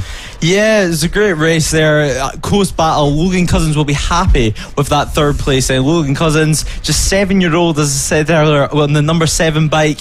He's on a Blatta make of Minimoto, which is quite a popular make of Minimoto in this series. He's only been racing 2 rounds and he's got a podium. He will be absolutely buzzing. His best result before this was a third as well, so he'll be delighted to equal that best result. He has no favourite circuit yet, as of course he's not raced at all the circuits here in the calendar. And one great thing to see is the amount of sponsors that are coming into this series. You know, Logan Cousins, a big sponsor being his parents, has all riders here, as we see the next bikes as well getting warmed up at the side of the track, which will be the Mini GP70s, but we'll wait a little while as the red flag's out. All riders currently stopped on the circuit at the moment due to the red flag. But anyway, as I said earlier, next stop at the racing will be the LS2 Mini GP70 British Championship. This is a star race. Everyone will be lining pit wall to be able to watch this race. It was been close racing all weekend between all the riders in this class, and this class is the premier class here at FAB. It's the fastest bikes here at FAB. It's the fastest riders here at FAB, and it's the final step before the riders can hopefully make their way onto, for example, the British Talent Cup. Now, the British Talent Cup is a very, very popular championship for FAB riders, with at one point over 60% of the British Talent Cup grid being made up of FAB graduates. It just proves how great FAB is for these young riders, and it gives them the proper support and lets them properly learn how to race a bike so then they can come on to proper big national championships. As the rookie mini motos now finally make their way to the pit lane to let these mini GP70s out on circuit, as the riders now revs and tensions will be starting to rise. We see a couple of riders down in pit lane right now pushing their bikes to try and get it started. As I said earlier with the mini GP50s, you have to bump start these bikes to get them started, which can be quite a difficulty, especially whenever they're hot. Yeah, absolutely. And these two riders that we are going to see in first and second place for the GP70, or the mini GP70 British Championship, as I should say. These two are going to be absolutely tooth and nail together with each other. Those are, of course, Ethan Sparks, who starts P1, and Ronnie Harris starting P2. Ronnie Harris currently leading the championship by only 3 points from Ethan Sparks. It's going to be very, very interesting to see just how these riders, these two specifically, just how close of a battle that they can have. Starting P3 goes Henry McCartney. P4, Samuel Munson. Luke 5. Fifth is Luke Pritchett. P6, Harry Payne. P7, Marco Holt, the driver that was in the other championship as well. Joshua Williams starts P8, Ruben Bray P9, Blake Wilson starts P10, with Ollie Sims in P11 and Noah Gullery in P12, and Hayden Whiteman finishes the 13. But ladies and gentlemen, if you are just joining us, you've just missed what was an incredible first race of Llandow here in Wales. If you are just joining us, make sure to let us know how you are doing on all your favourite social medias. You can find us there, and yeah, it's going to be an absolutely a really interesting race. These are really, really quick bikes. They're really cool. And honestly, it's a really incredible thing. So my name is Alex Ruzola Lambropoulos. I'm here in the comms booth, joined by Lewis. And Lewis, what are you thinking about this championship? Yeah, it's an amazing championship. We can see the riders just coming out of pit lane now, with the few riders coming out to make their way to pit lane. There's still some riders getting pushed down the paddock, but that will not matter right now, as everyone will make it onto the grid to start this formation lap. Yeah, and it's really interesting, really interesting to see this. So as we see the riders coming out on track for the LS2 helmets Metra Kit Mini GP Championship. The Mini GP70 British Championship, sponsored by LS2 helmets. It's a very cool looking championship. These riders are between the ages of 10 years and 6 months to 15 years old. So all of these have got adrenaline running through their blood, wanting to come out on top. As we see the number 62 of Ethan Sparks starting in P1, and starting P2 is Ronnie Harris. We said both of those are going to be tooth and nail. So Lewis, once again, who could be the future champions of this class? Well, I mean, it can really be the whole field.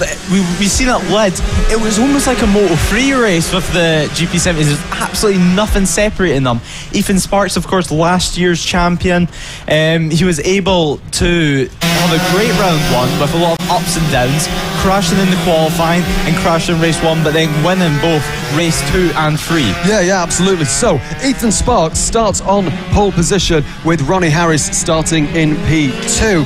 Henry McCartney starts P3 alongside Samuel Munson in P4. The number 7 of Luke Fitchett starts P5, with Harry Payne starting in P6. Marco Holt starts P7 in the number 58, with Joshua Williams starting P8 alongside him. Ruben Bray starts P9 and Blake Williams starts P10. Ollie Sims P11 and Noah Gullery in P12, and Hayden Whiteman starts P13. 18. So, as we now see the riders coming up to the grid, ladies and gentlemen, it's going to be a very, very, very fun race to watch, and these are the ones to watch. These are going to be in the Talent Cup maybe next year. The Ethan Sparks and Ronnie Harris obviously leading the championship by obviously 3-point difference so far from each other, as we see the final words of encouragement there to Ethan Sparks. So, ladies and gentlemen, we are just waiting for the all clear until we get the red light, and then, ladies and gents, it's time for lights out. It's going to be a very, very fun way as we now see them looking at the lights. The red light is coming on, is there, and it's lights out, and away we go, and it's a fantastic start there for Ronnie Harris, who takes the lead away from Ethan Sparks. Ethan Sparks taking the lead away from Ronnie Harris there. Absolutely sensational start there. A really, really good start. That is just what Ethan Sparks needed to maybe regain the control of this championship, as we see the drivers going through the left-hander, through the right-hander here on his hairpin, and he's already getting a little bit of a lead, is Ethan Sparks. As Ronnie Harris is in the lead, maybe Ethan Sparks can maybe come back at him, as we see the number 66 car there. Left, right, and now onto the back of the Spitfire straight. Is Ethan Sparks going to be close enough to do anything? No, but he's coming under attack from Henry McCartney. This could be very interesting. Is Henry McCartney going to be able to get an inside line? No, he's not on the switchback, no. So it is Ronnie Harris who takes is in the lead of the race. Ethan Sparks in P2, Henry McCartney P3, Samuel Munson P4, and Luke Fitchett is in P5 and rounds out the top 5. Yeah, Ronnie Harris straight away out of the gate, trying as hard as he can in that first lap, pushing as hard as he can, try bridge a gap from Ethan Sparks, and Ethan Sparks is now getting lured in by Henry McCartney, which as we know is such a fast rider. Henry McCartney, they're all pushing as hard as they can this first couple laps, with this being quite a long race. So all riders right now are just trying to use their heads, trying to just get through this first couple laps before they start to figure out what the race is like, and then see who they're against. Ethan Sparks though looks to have bridged the gap between Ronnie Harris. It looks like, Ethan Sparks getting a 48 flat, 2/10 faster that lap than Ronnie Harris, as we thought. Ethan Sparks just lowering that gap ever so slightly, pushing as hard as he can. As we see Margot Holt down 6th place, I would not be surprised to see that name going up the order as this race progresses. Luke Fitchett, of course, in 5th place right now. It's a great ride from him. Luke Fitchett, of course, wearing the iconic flat hat around the paddock that everyone knows him by, and run the iconic number 7 in the same font as Barry Sheen did. As we head through the chicane, the left, right, before we head onto the back straight, with Ronnie Harris still leading the way. Ethan Sparks getting the bike a bit squirrely there into the final corner, trying to get the power as fast as he can, try to bridge up the gap. Ethan Sparks there 1/10 slower than Ronnie Harris. I think that slightly affected his drive onto the straight. Yeah, absolutely. You know, this is exactly what Ronnie Harris needs to extend his championship lead on Ethan Sparks, and Ronnie Harris making a little bit of a gap now between him and Ethan Sparks. I say a little bit of a gap, it's still only about 2/10, but even there on camera it actually looks a lot closer than there. So maybe we can see some moves there, as we see a battle with, I believe that's Marco Holt and Luke Fitchett. I believe maybe Holt can make some progress a little bit more, maybe to get into the top 5 and break the top 5 away from there, as we see the race leaders going down into the final corner as they P1, 2 and 3. So the top 3 are really together, I would say. So yeah, the gap is now half a second between Ethan Sparks and Harris, and just back from that is Henry McCartney with another 7/10 on the back of Ethan Sparks. As we are on board with we are looking at a very, very vibrant coloured bike in the mix there, and I believe that is potentially number 11, I think, maybe. And that is Fitchett on the battle.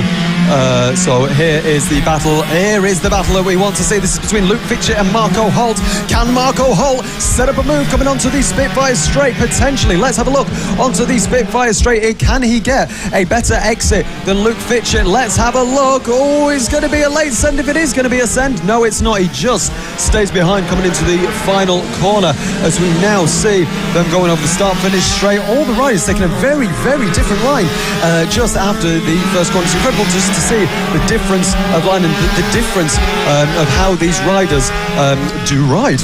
Yeah, Henry McCartney set the fastest lap of the race, 4/10 faster than the front two riders that lap. So he is bridging the gap to try and get in the top podium positions. He is in third place right now, which is no mean feat. He'll be trying as hard as he can. You see on our screen right now, the battle still raging with Luke Fitchett and Marco Holt for 5th and 6th place, with a massive, and I mean a massive group behind them. It's a crazy race right now. Marco Holt looks to be slightly faster into that final corner there. He's going to be looking to try and make a move every single lap. Marco Holt seems to be riding slightly tighter than Luke Fitchett as he runs slightly wide, losing the drive. Luke Fitchett, looking at the commentary box, we just seen bridging a gap there between him and Marco Holt. Yeah, absolutely. You know, this is looking to be quite a promising weekend for Ethan Sparks. If he can maybe just maybe close the gap. It is now 4/10 between Ronnie Harris and Ethan Sparks, as he got 2 wins last year plus the lap record, which funnily enough has almost been broken by only 3/10 to the lap record. Marco Holt got the lap record in the Mini GP's 50, so the other kind of sister championship to this, if you like. And Ethan Sparks won the 2021 title here. So it's all going very, very well. If he can maybe close this gap, the gap is now 0.333 of a second, a third of a second between Ethan Sparks and Ronnie Harris. Now I wonder, with 5 laps to go, can Ethan Sparks find the pace, maybe find a little slipstream every now and then, maybe to get on the throttle a little earlier in a few of these corners, especially on the main straights, because as we said earlier, this is a track that has everything. It's got the really slow corners, it's got the really fast corners, as we now see Fitchett and Holt having a fantastic little battle here. Only a 10 separated them over the line last time out. Let's have a look to see just how close they are this time. Oh! And there is an incident in the final corner. But let's have a look. Let's keep looking at the riders. We expect a red flag. After that, but let's have a look. So the top 10, as it were, or the standings, is Ronnie Harris in P1, Ethan Sparks P2 present. Obviously, we had 4 laps to go at the time of this. So Harris is currently in P1, P2. Ethan Sparks, P3 is Ethan McCartney, 4th Samuel Munson, 5 is Luke Fitchett, 6 is Marco Holt, 7th Blake Wilson, 8 is Joshua Williams, 9th is Ruben Gray, so we're reading out the driver numbers there, rider numbers even, and 10th is Ollie Sims, the action was looking really, really promising there. Lewis, that was a really great start. Just what Ronnie Harris needs to maintain his championship lead. Yeah, it certainly is. Ethan Sparks, it probably wasn't the getaway that he wanted, but Ethan Sparks cannot really be too disappointed in that. He's still second place, although the title gap may have just got widened. He can't really be too disappointed with that result. He wasn't too far off the win, and lap times were very, very close. Just like we've seen at Lid, it was about a 5 or 6 bike battle in the middle of the field with nothing separating them, although the front 3 started just to get away from everyone as the race progressed. It's still anyone's game in this class, even though we're at a complete different circuit, which just shows how class every single rider is here and how great the racing is here at FAB with how equal the bikes are. We see on the screen at the moment the riders just getting held in the middle of the track because we're still under red flag conditions. We do not know yet if the race will get restarted, but we'll let you know as soon as we get word on that. But if it does, there's currently 4 laps to go. Henry McCartney still has the fastest lap of this race with 47.6, which, as Alex pointed out earlier, is just 3/10 off the lap record, which just shows how hard they are pushing in these sunny conditions here at Llandow.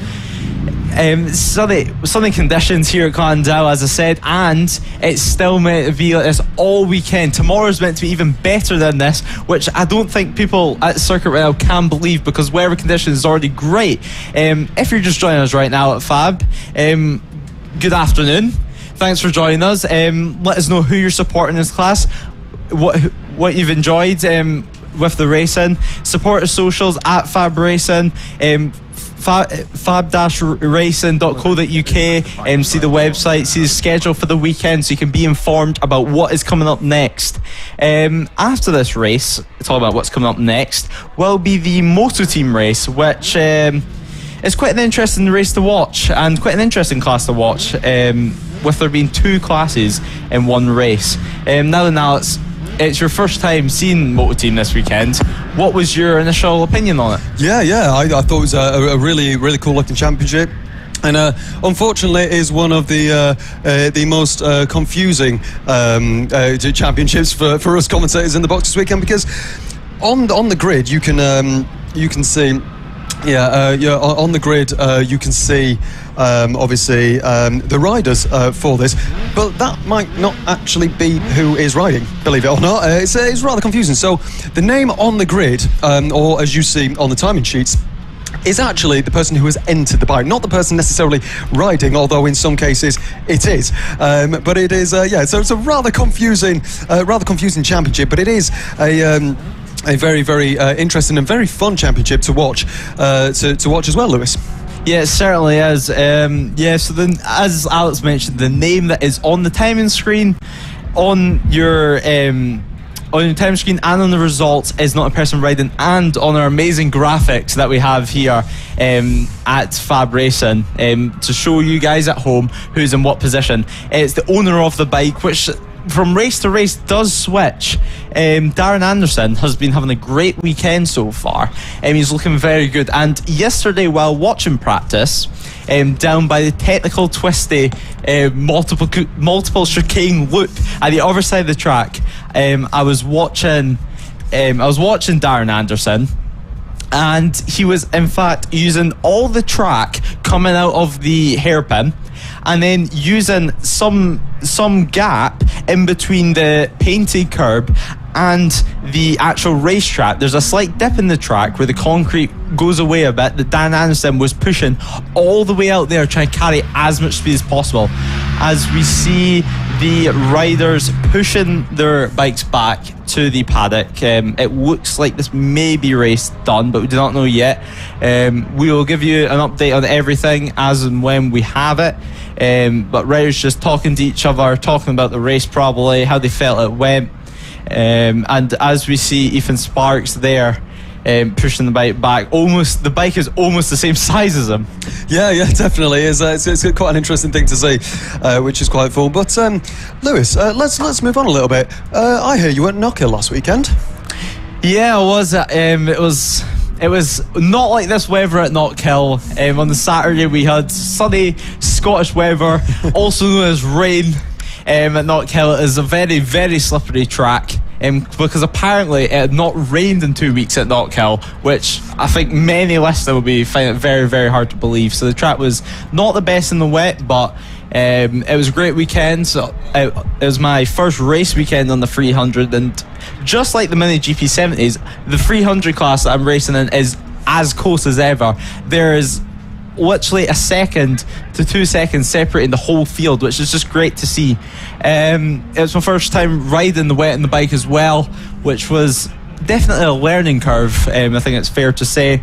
But I managed to get a podium in the end of it, so it was a successful outing, I would say, for my first weekend on the bike. Yeah, absolutely. That sounds like really interesting. So congratulations on that podium last weekend. So have you been in racing very long? Have you what championships have you competed in? What races and what bikes or maybe cars have you driven? Well, I've not been racing too long myself. I started just at the time as COVID hit. On big bikes. Before that, I had a couple shots on mini motos, which, as I said earlier, were not too successful. But as I got started, it was during COVID.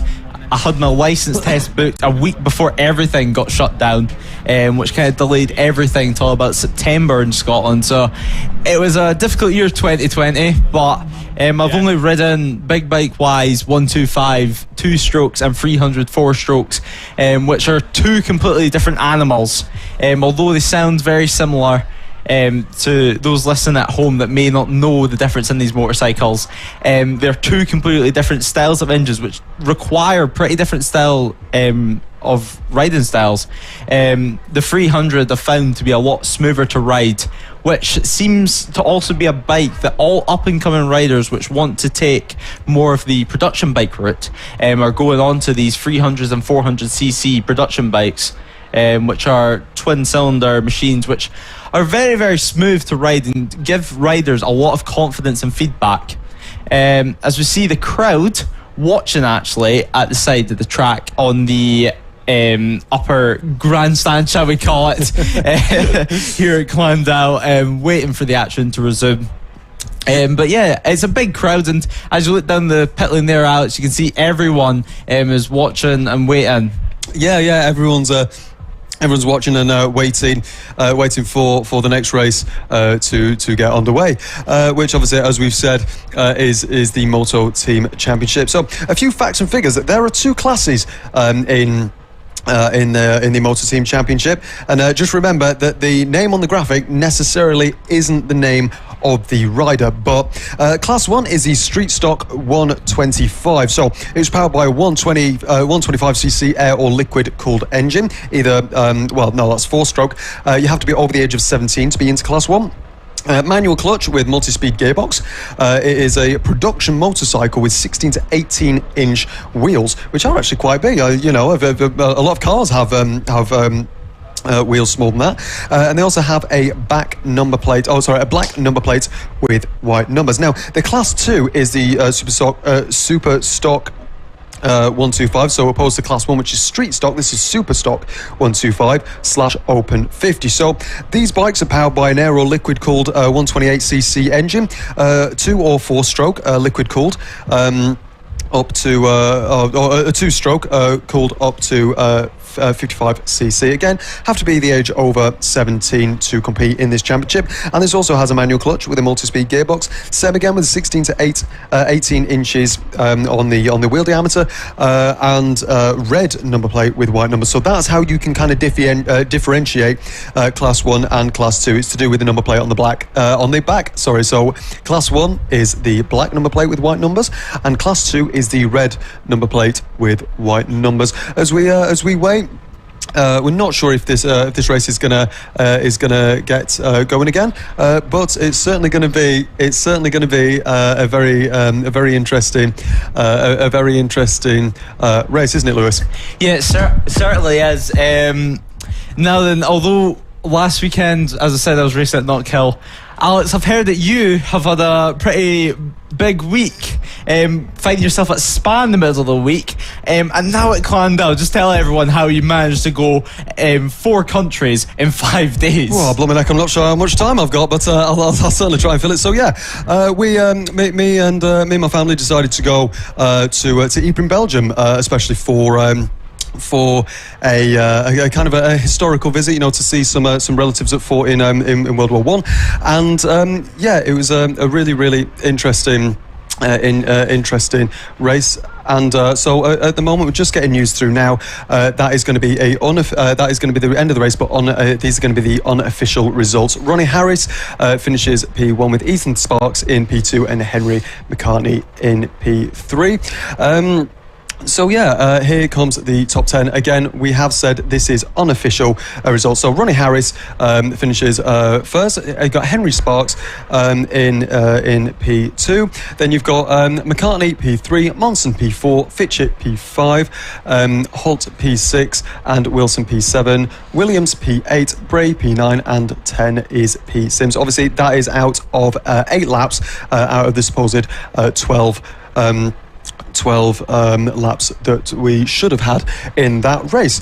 But yeah, going back to what I was saying, we went to, me and my family, we went to Ypres in Belgium to go see my family that fought in World War One, to go see the place where they lie. And so let's start on Sunday. So Sunday, we drove down to Dover.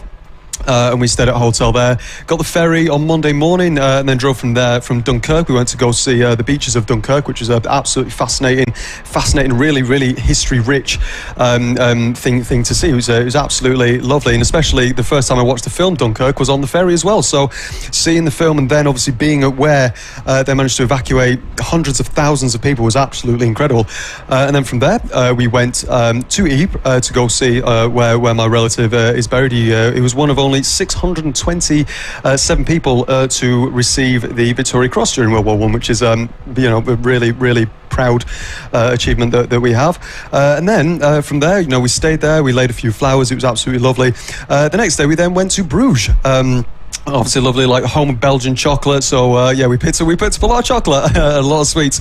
It was a really, really nice place. The best chocolate in the world is made in Belgium. There's some absolutely lovely places there. The architecture as well is a really, really, really pretty place to be, and just look at just how different the culture is. Belgium actually speaks 3 official languages. You've got French on the left side, you've got Dutch, which is kind of the Bruges area, and you've got a little bit of German as well in the southeast as well. And then from Bruges we went down, and then this is the one that anyone listening might not really care about. That this is where everyone is going to kind of pay attention. We went to Spa-Francorchamps for the first time, and that was incredible, honestly. When I drove into the circuit, I was like, okay, this is feeling quite real, because when you're driving in, you can see Eau Rouge from like the road in and the car park that we stayed at, and then literally as you get out of the car, we can just hear these flat 6 Porsches just absolutely driving through. We parked at the car park just by Eau Rouge and Radion, and that was again a fantastic thing to see. So obviously the event this weekend, I think it's maybe going on now, I'm not sure, is the WEC 6 Hours, and that was incredible, to go to Spa and to see these Porsches and these hypercars and these GTs and these LMP2 cars. It was absolutely fascinating to see. Obviously they have Spa on the top of Eau Rouge. There's been a little bit of controversy there because they've knocked down the lodge, the Eau Rouge lodge that was at the top there, that lovely little white building. They've knocked that down to make a grandstand, which obviously I stood in, I sat in. It's a great place to take pictures. I'll be honest with you. I've got some fantastic pictures of the Glicken House, the Toyota, a lot of the GT cars as well. Especially the Corvette as well. The Corvette is a very, very, very good looking car, and but I have to say the best sounding car is it's either going to be the LMP2s or the Porsches, which is fantastic. And I've just heard we're going to be getting a special guest into the commentary booth in a few minutes, which is going to be very, very, very interesting. But the Spa trip was very, very, very, very exciting, and it was fantastic. So we have Tristan in the office now. So Tristan Fenocchiaro, how are you doing? Not too bad. How are we, boys? Yeah, good, thank you. How are you? Yeah, not too bad. Just cracking on slowly. Nice to see you. So so of course you've been here back at FAB. Yeah. Used to do some commentating yourself here in this very commentary box, I believe, commentating in the same classes as we currently are today. So tell everyone at home what it's like being back here at FAB. It's good. It's good to be on the other side of it. Although I do miss this side of it as well. It's really warm in here, though, isn't it? But yeah, no, it's good to be on the other side of it. It's enjoyable. I haven't actually ridden for over a year. My first time on the bike was yesterday, but it's good. It's good to be out with the boys that I was commentating on last year, thinking that I could stick with them, and maybe not. Yeah, I mean, watching today, it's a very, very competitive class that you've in, and I don't think you could have picked brighter levers to scream that it's Tristan Fenocchiaro on the bike. And I think that in the race today, no one's going to be giving you any mercy, I would say, after commentating on them for 2 years now. Yeah, hopefully there won't be any revenge for getting people's names wrong or anything. Yeah, certainly. Of course, you used to race yourself in Junior Superstock, I believe was your last time doing the full season. Ex-World Supersport 300 rider, I believe, and picked up a win in the Junior Supersport Championship. So, tell everyone at home, do you miss professional racing? Of Of course, it's impossible not to miss it. Of course, yeah, no, it's a brilliant sport, and it was beautiful to be a part of it. But it got to a point where we ran out of money and ran out of talent. So, but it's nice to be on the other side of it now, and seeing it from a media point of view. It's really nice, and seeing all these lads here, in all the junior classes as well, coming up and through and doing really well, and you can see it. Like in the 70 race, we just saw they're so strong, and it looks good for the future of British racing. Yeah, it certainly does, with the Vision Track Michael Laverty Academy also being a thing now. Yeah, exactly. It's given British riders really a good stepping stone to be able to go to Grand Prix racing now. But sunny conditions here at Llandow, I don't think it's a bad idea for us to be racing here today. Tell us about this track though. How do you enjoy this track? What is it like to ride? Yeah, it's nice. It's got it's quite flowing actually. It's quite good. You've got a couple of fast corners. You've got that fast section on the back. You've got a big hairpin. It's good. No, I enjoy this circuit. It's a lot of sort of trail breaking in, firing it out, but whilst maintaining corner speed. So yeah, no, it's really nice. It's a good track for not a hell of a lot of passing opportunities. As we saw in the GP70s, wasn't a hell of a lot of overtakes. But I think we see in some classes where it gets a bit manic, like the PB140s. There's definitely going to be moves made, and it's going to be tight. Yeah, it certainly is. The PB140s last round that led, there was nothing separating them. There's about 4 bikes battling for the win all across the race. Hopefully 5 now. Yeah, hopefully 5 in your case. Where you started on the grids for today? P14. So have you got any aims and expectations for today's racing and this weekend? First race back, just finish the race, stay on 2 wheels. Ideally top 10, that's what we're looking at. That's what we've been saying all weekend. But yeah, just finish the race and get it done. Yeah, and I also believe this is a brand new pit bike for this weekend. Yeah, we contacted the guys at CW and got something sorted. CW is the bike to be on in PB140, and got a bike sorted, brand new bike for this weekend. First time we ran it. First time it was, well, it had been started a couple of times, but first time it was actually ran was on Friday free practice. So we've had a hell of a lot of dialing in to do. But no, it's been good. It's good to have a good competitive bike. Yeah, certainly. And as we mentioned earlier, you've raced a lot of different categories of motorcycles. So how does racing the pit bike fare to racing the likes of the 300 and the 600? Not too dissimilar from the 300 actually, in all fairness, because it's a lot of corner speed, it's a lot of close racing, a lot of slipstreaming. Obviously the tracks are a lot shorter. There's a lot. I didn't realise how much actually you can do with the suspension. There's a lot more than I thought, which is quite good, because I quite enjoy that side of it, figuring out the setup and all of that. So yeah, they're brilliant little bikes to ride. Not too dissimilar, like I said, not too dissimilar to riding a small capacity bike on a big circuit. Obviously the main difference being the size of circuit. Yeah, that's right. So here at Llandow, it has a bit of everything, as you mentioned earlier. Yeah. So is this one of your more favourite tracks in the calendar, or is there a favourite for you? Going to be honest, I haven't ridden any of these tracks on this calendar since 2012, since I was riding in the 70s. So it's been a hell of a long time since I've been to Llandow. Obviously missed it last year on comms as well. So I do like it. It's been great. To be honest, it's just good to be back on 2 wheels. It's been so long, I sort of forgot what it was like. But yeah, it's a good one. If I had to pick a favourite, it would have to be Wilton 1, because it's less than an hour away for me. And also because it's a track I've ridden the most. I mean, it's quite easy to go and do track time there. It's fast and flowing, got some hard braking points as well. Probably one of the bigger circuits we go to as well, which is nice. Plenty of space, plenty of curbs. So that's one I'm looking forward to. Hopefully I'll be able to make that one. Yeah, hopefully you will be able to. So is there plans to do more rounds of FAB this year on the 140? That's the plan. It's just depending on schedule and flights, because I'm now living in Barcelona. Depending on flights and flight prices and stuff, but hopefully, the idea is to do all the ones that I can make and don't clash with the MotoGP rounds I plan to be at. Okay, right. That's good news for, I think, everyone. Just have more numbers, because here at FAB there's great numbers on almost all the grids and a lot of different categories of bikes, and one of them being the sidecars. And I've been hearing stories about you having a go on one of these sidecars. If you'd like to tell the viewers at home about that experience, yeah. I don't think there's ever been a better sidecar passenger.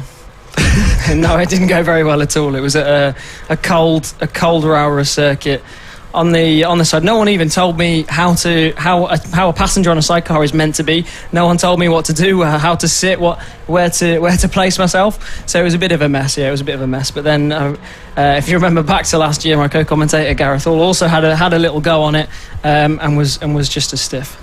So what you're trying to say is that you'll not be lining up on the sidecar grid anytime soon? Not anytime soon, to be honest. I was scared for my life on that thing. That was actually the scariest experience I've ever had. Maybe later on in the day we can speak to Mick Williams, try to get you a proper experience in the front runner team and see if he can drag you to the line and try to close up the field in the sidecar race, because it seems that Mick Williams is pretty dominant. I think I'm gonna plan on being in bed by the time of the sidecar race, just to avoid that. But no, yeah, Mick Williams so strong in the sidecar. I think he's won it every single year, probably every single race as well. Really strong in that category. Yeah, he certainly is. And as you mentioned earlier, with you riding the Mini GP 70s back in 2012, I believe you said, what is it like riding these bikes that we've just seen race? I can't remember, to be honest. It was quite a while ago, but they are solid little machines. That's one thing I can say.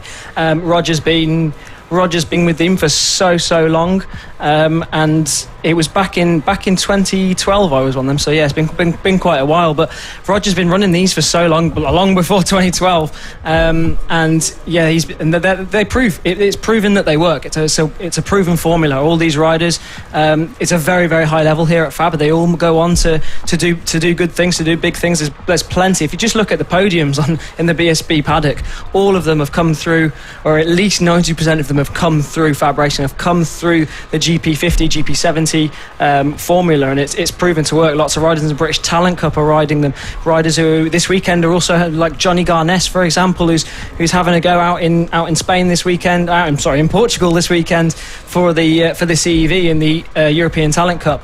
So many of these riders just coming up and through, and it is a proven formula, and those bikes are solid little machines, and I love hearing them go around the circuit. They've got such a distinctive and awesome sound.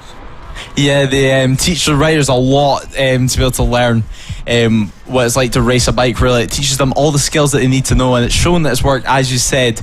But as we know, there's all different types of experience here at FAB. There's people that have been racing maybe 20, 30 years, and there's people that are only in their second weekend of racing.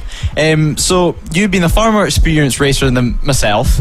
What recommendations would you give these people at home, or these people are only in the second weekend of their racing careers?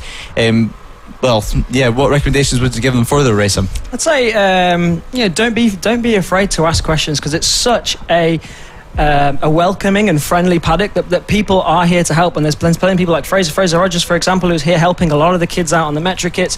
You know, when you start a brand new sport, especially a sport so complicated as this one, there's so many things to learn, there's so many things to get your head around. And I think coming back this weekend to this sort of racing after being out for a while and after going off to big tracks, I think comparing it to when I started racing, like in the GP70s, there's so many things that now we do naturally, and we've learned just by habit. You pick up these things. So I said, don't be afraid to go and ask around. Loads of people around the paddock are really friendly. They'll help you with gearing, but mainly with riding and stuff, and just these little things that you pick up and learn. Everyone is helpful here, so like I say, just don't be afraid to ask. Yeah, it's certainly true. I mean, kids race from age of 6 here at FAB, which is very young, so it's quite difficult for some riders really just to get the confidence, not only the riding skills, but be able to ask people in the paddock questions, and be able to ask people from other families and teams how to go about their racing. But the thing about FAB that I think you've realised yourself with the past multiple years of being in this championship is that the paddock is so friendly. It's a family atmosphere, and really, and even in British Superbikes, I believe, the paddock, they're almost like one big family, and they help out everyone for literally anything that they need. Yeah, no, absolutely. Absolutely. I can't quite say the same for BSB, but for here, definitely. It's such a friendly, like I say, family paddock, and that's why these riders, and there's so many. You look at last year in the GP70s, even this year as well, the riders at the front, there's so many of them within such a small amount of time, and that's because they're all, it's because it's such a family, and they're all progressing together, and it's helping the sport, it's helping it's helping the British motorcycle racing community. So it's brilliant to see, and these guys getting plenty of track time in, getting a lot under their belts, and learning all the way, and it really is, Fab is such an asset to the sport. Yeah, it certainly is. And a key point that you mentioned there was the affordability of Fab. Sure. With, just for an example, the AC40 Pros being able to compete also in the LC40 Elite class, which really just cuts down on the cost of a race weekend, and gets them a lot more track time and more bang for their buck. And I think you'll know better than myself, with you racing at higher levels, racing is an expensive sport, which, well, there's no way to go around it, really. It's an expensive sport that a lot of sacrifices do need to be made, which is why it's so great to see Fab having cost-cutting measures like that. Yeah, absolutely. I mean, like you said, there's no getting around the fact. There's no escaping the fact that at some point, the more you progress, the more expensive it gets. There's no getting around that. But the fact that organisers such as Roger and all the people that work so hard behind the scenes here to get these lads on track and to get it as affordable as possible is so important, and like I said before, is such an asset to the sport, and if they can save a little bit of money now, it'll help them further down the line, I can tell you that much. Yeah, and going back to the previous conversation about the mini GP 70s, just how much it teaches the riders. Sure. As we know, there's plenty of our championships out there using completely different styles of motorcycles to try and bring up young and up-and-coming talent. So what would you say personally is the thing that stands out with the mini GP 50s and 70s that teaches these riders a lot more than, for example, a four-stroke? Sure. Well, it's a formula that's been going for a long time. It's a formula that's worked for a long time. It's proven, and obviously having these little two strokes with those metric kit chassis as well. They can run. You watch them on circuit. They can run such high corner speed, and the engines aren't slow either. They've got quite a bit of poke on these circuits. So it really teaches them. It also teaches them a lot of racecraft, because it's quite close out on circuit. A lot of those bikes, especially the ones the front running ones, that they're all quite similar. So it teaches them. Teaches them the speed, because everyone's quick. They have to be on the pace. I think the main thing here at Fab is the level for the kids anyway. The level is so high, and even in the 70s this year, you've got Ethan Sparks, who won it last year, and he's still back doing it more again. I was speaking to his dad earlier in the weekend, and he was saying that he doesn't know what to do with Ethan, because he's 4 years ahead of where he should be. He's got another 3 or 4 years until he can be until he can go up into the British Talent Cup. So, but being here in Fab, defending a title, that's going to teach him so much. And all of these riders now riding with a champion, that's going to teach them so much as well. And the main thing here at Fab, like I said, is the level so high. Yeah, it really is high. And as you mentioned, the riders just teaching each other, and especially the older riders coming back to this championship. As we've seen at Lids, Casey O'Gorman came back, sure. A very, very talented rider, and they're able just to pass on that knowledge and just teach these younger riders that are just starting out their racing careers how to get better and faster. It's just great. Yeah, he's not the only one as well. You've got riders like Charlie Nesbitt, Spud, who comes back so often and comes and helps out all the riders, and he really gives back to the sport. I mean, Fab obviously helped him, and all the people around the paddock have helped him in his career, and he's now, obviously last year GP2 champion, and this year riding on a competitive package in Superstock 1000. So a lot of these riders do come back. They come back and they help the community, which is brilliant to see. So it's like we've said, such a perfect environment, perfect atmosphere for these kids to be nurtured and grow and thrive in the sport. Yeah, it certainly is. And thank you, Tristan, for coming up here in the commentary box. It was great seeing you. Thanks for the chat and the interview. Thank you. It's a pleasure to be alongside you. And here in the live stream, we'll give you news as soon as we get out here in the live stream. But let's join us back to Extreme 200 qualifying that happened earlier. And yeah, enjoy. But I believe that there's a slight delay to that, so we're just going to keep talking here for a couple more minutes while we wait. But the Extreme 200 qualifying is coming up. It's a very, very exciting qualifying that came right down to the wire and shown some great skill from all the riders in the championship.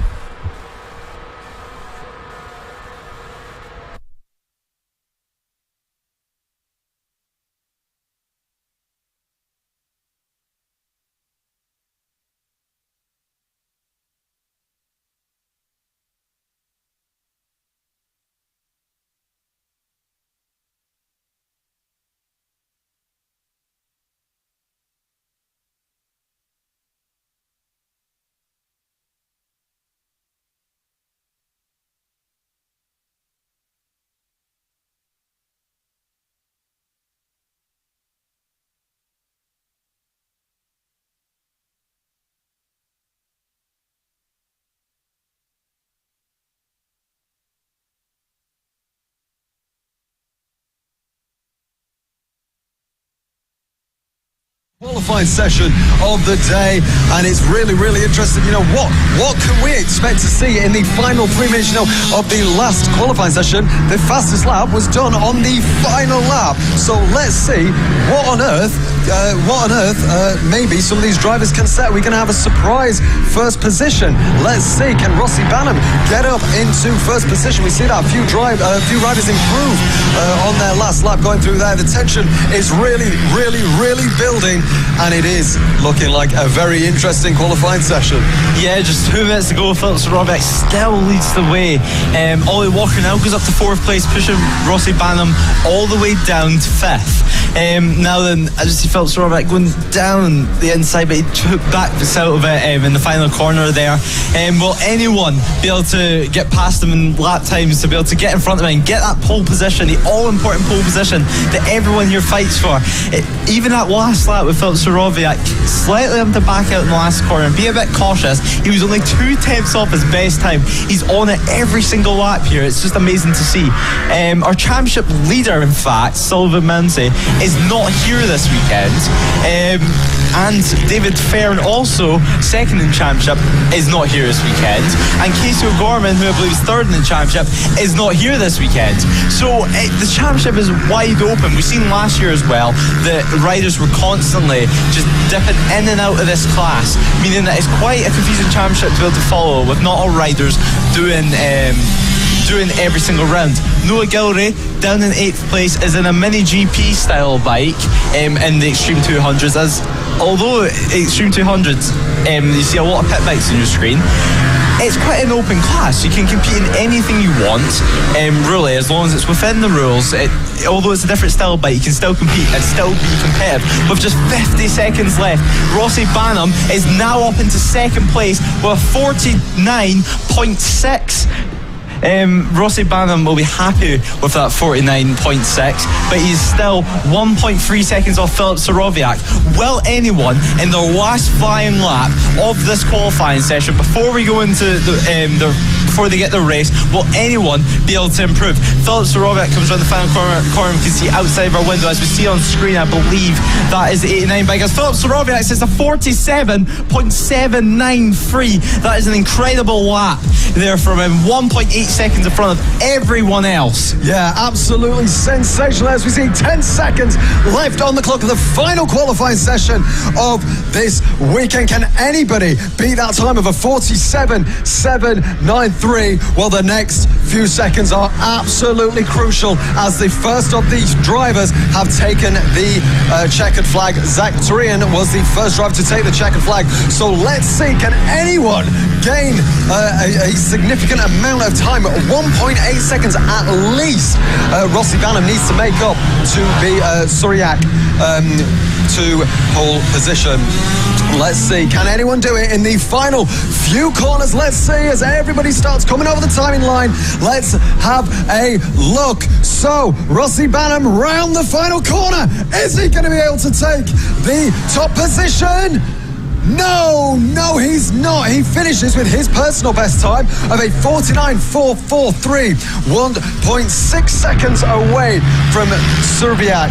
Wow, absolutely sensational. We're still, yes, we are just done now. That was absolutely sensational. Unfortunately, no very last lap take us for first position, but wow, it's certainly going to be an interesting race, isn't it?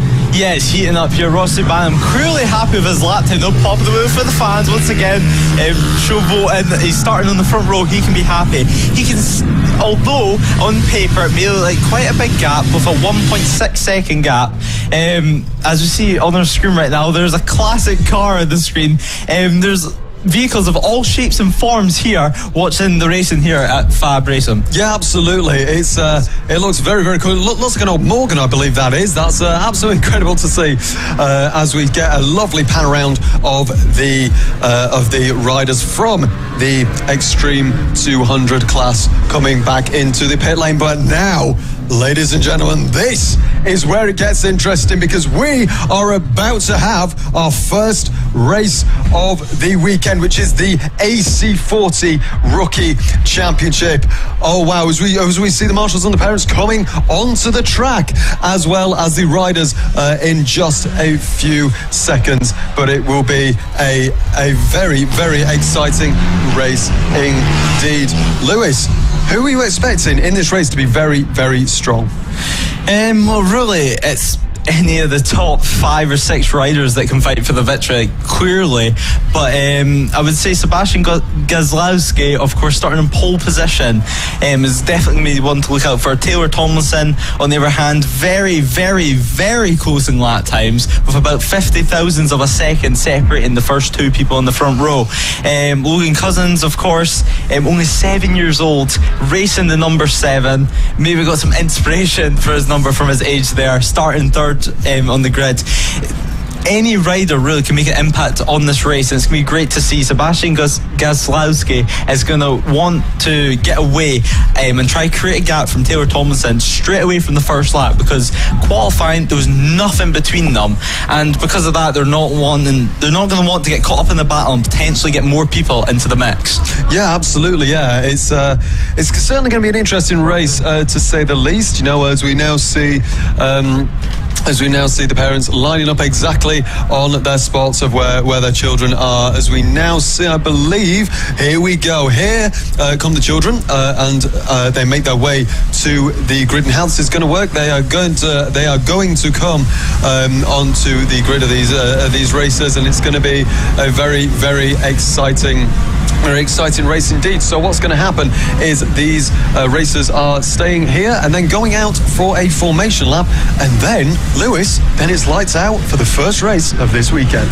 Yes, everyone here is excited for this. We've been waiting multiple weeks for racing at FAB to return. Round 1, it was great racing here in the Rookies Championship. Gazlowski is going to be wanting to try and get off pole position as fast as they can. As you see, all the parents are lining up on the grid to be able to show their childs, which some of them may only be the 2nd, 3rd, 4th race of their life. In total, they're showing them where to line up and giving them a friendly face really to look at as they go out on their warm-up laps, because we're just waiting to be released on. Nerves are starting to build, tension is certainly rising here, not only on the grid but up in here in the commentary box. Everyone's getting slightly nervous to see the Union Jack in someone's motorhome as the riders are now away on their warm-up lap. For the grid. The grid for this race will be Sebastian Gazlowski on pole position, with Taylor Tomlinson in 2nd, Logan Cousins 3rd, Seth Hayward in 4th, Tyler Hartley in 5th. Preston Baker starts in 6th position, Archie Hooper 7th, Nicholas Dunwoody in 8th, Josh Perkins 9th, Kai Hawken in 10th to round off top 10. Annabelle McCarthy starts 11th, Max Johnson 12th, Matthew Jennings 13th, Kaelin Ratcliffe in 14th, Jessen in 15th, Daisley Paulden in 16th, Peyton Richards 17th, Jessen Cedras 18th, Oliver Wilson 19th, Danny Longhurst 20th, and Freddie Taylor in 21st to round off the grid for this race. As we wait for the riders lining up after their warm-up lap, they're going to be looking towards the lights. Their parents are telling them, look at the lights, wait till they go out, do not jump the start, is what they'll be telling them. The riders are very, very nervous right now. We're just waiting for the final rider to make his way around the final corner, so then he can start their first race of the weekend, the first race of here at Llandow for 2022. If you're watching at home, who are you supporting? Tell us, leave a comment down below, tell us who you're supporting for the series, who you want to win. Let us know. We're just waiting for the final couple of riders to line up on the grid slot. Everyone in this class, of course, being a rookie, everyone's class is learning. It's such a great class to be able to watch. As we see the final rider just making his way there onto his grid slot. Final little pep talk before they all get told to look to the lights when we get racing. Our first race of the weekend here at Llandow. As we wait for the lights, wait for wait for the marshal to get off the grid, as we wait for the lights to go on. Here we go racing at Llandow. Lights are on, lights are out, and we are racing here at Llandow. Gazlowski gets a slightly slower start, and it looks like Thomason will lead the way heading into the first chicane. Thomason and Gazlowski already made a significant gap between third place. They're going to want to push as hard as they can straight away up his first lap. Sebastian Gazlowski is in second place, chasing Taylor Lawrence, who leads the way. What an incredible start there from Taylor Lawrence. Yeah, absolutely incredible start there. A really cool start there. You know, a very almost jam-packed, obviously, as we know. Gazlowski didn't have a start like he wanted, but that doesn't matter, because it's not the start. It's not the start that matters. It's how you finish that counts. As we see them just making their way onto the Spitfire straight, about 3/4 of their lap through. Well, 3/4 of the way through their first lap. As we now see them coming round the final corner, and it's going to be. I believe it is Taylor Thompson who leads the way away from Sebastian Gazlowski. Seth Hayward is in third. Logan Cousins in P4, who loses a position there. Preston Baker, P5. Archie Hooper, P6. Josh Perkins, P7. Dunwoody, P8. Hartley, P9. And Hawking, P10. Rounds out the top 10. A very, very interesting start. Not the start, as I said, that Gazlowski wanted. No, it's certainly not, but Gazlowski is not stopping there. He's trying to pile as much pressure on Taylor Thomason, as possible. He's trying to make a mistake, force him slightly wide, so he can just peek his front wheel through, and past he will go. But as we head on to the back straight now, Sebastian Gazlowski still in second place. He is trying as hard as he can, tuck in as deep as he can. They go side by side into the final corner. Gazlowski looks like this out. He backs up at last minute. That's going to affect his drive going past the start finish line, but that will not stop him. He is pushed as hard as he can. Sebastian Gazlowski looking to overtake Taylor Tomlinson once again, but he cannot make it work as we come up to back markers already, but luckily they're out of the way. They will not affect this race that we have going on here. Taylor Tomlinson still leads the way. Sebastian Gazlowski pushed as hard as he can. You can see the bike shaking and vibrating as they go around the corner. He's pushing as hard as he can. The bike is on its absolute limit for these front riders here. Taylor Tomlinson still leads the way. It looks like a slightly larger gap between the two riders, but that will not hinder Sebastian Gazlowski. It will just make him try even harder to reduce the gap, and he will have the all-important slipstream heading down his back straight, which, as we know in racing, can make a massive difference. Absolutely. About 1.5 tenths separates the top two of Thomason and Gazlowski. It's looking like a very good battle now, as on the inside, I believe that's Gazlowski taking the lead of the race. Is he going to be able to keep it? They go side by side over the start-finish straight. Is it going to be Tomlinson or Gazlowski that will take the lead? I believe that is Gazlowski that has taken the lead. He started from pole and he now retakes the lead of the race. But I say that, but these two are absolutely tooth and nail. It's absolutely sensational to see these two riders running so close and so respectfully.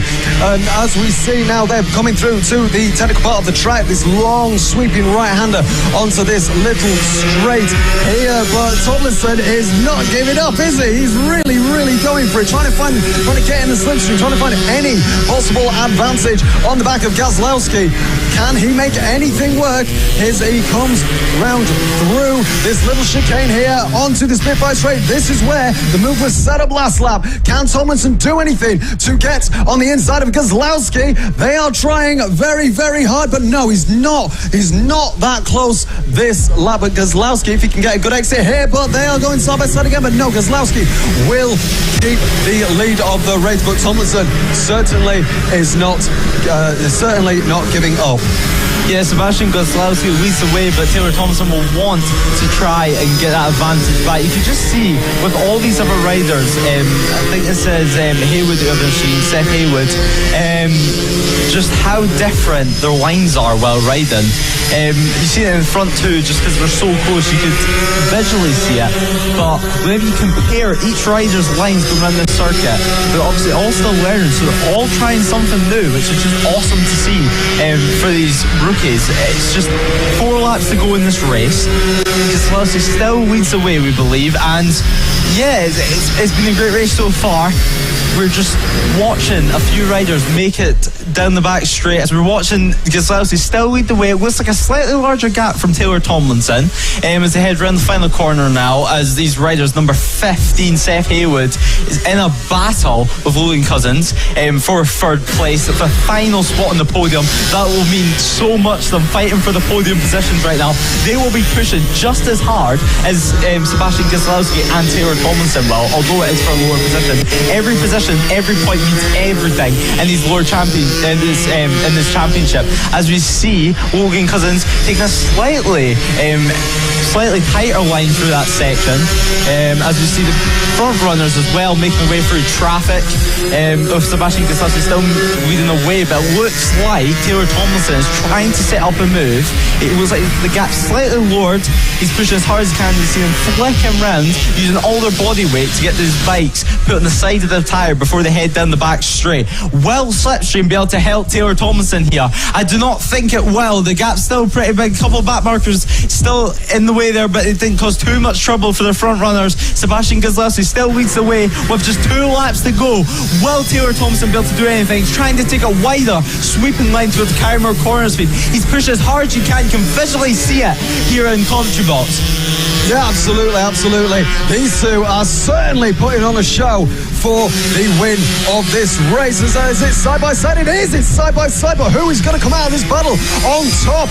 Let's see. This is absolutely incredible. Taylor Tomlinson setting the fastest lap on his last lap of a 1 minute, practically dead, 1 minute and 1/10 there, as we now see passing a few back markers here. He looks visually a lot closer than he was last lap, as we can see them coming through this section here, through the left, through the right, now onto Spitfire straight. It's looking like he might be able to set up a move here if he gets his foot down, or pedal down I should say. Let's have a look. No, I just don't think he's close enough. No, he's not. Keselowski has managed to increase that gap ever so slightly. I say that, but there is a back marker in the way. Is this going to matter for Tomlinson? Oh, on the inside. No, he manages to take a really tight lap, as we have 1 lap to go. 1 lap to go until the last lap. Yes, Sebastian Keselowski still leads the way. He set the fastest lap of the race that time around with a 59.977. But this is a section that Taylor Tomlinson is faster than him at.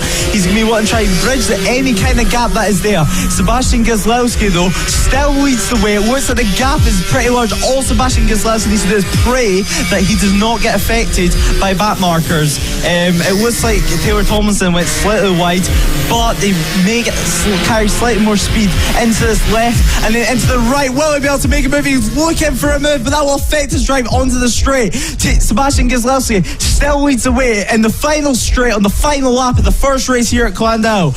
Heading to the final corner, the gap is pretty large. Taylor Tomlinson looks like he's staying in second, with Sebastian Keselowski coming over the line to take the win, as we see a crash after the checkered flag. Taylor Tomlinson takes second place, as we hope that the rider is okay that's crashed after the checkered flag. Yeah, it's unfortunate to see that. It looks like the driver, the rider is managed to get off with the help of a few parents there. But yeah, what an absolutely incredible race there. I couldn't believe that race between Keselowski and Tomlinson. Absolutely incredible. Really was. Oh, look at that respect, giving each other a little bit of a fist bump there. Absolutely lovely to see between these two drivers as they both talk about the race that they just had. What an absolute sensational race.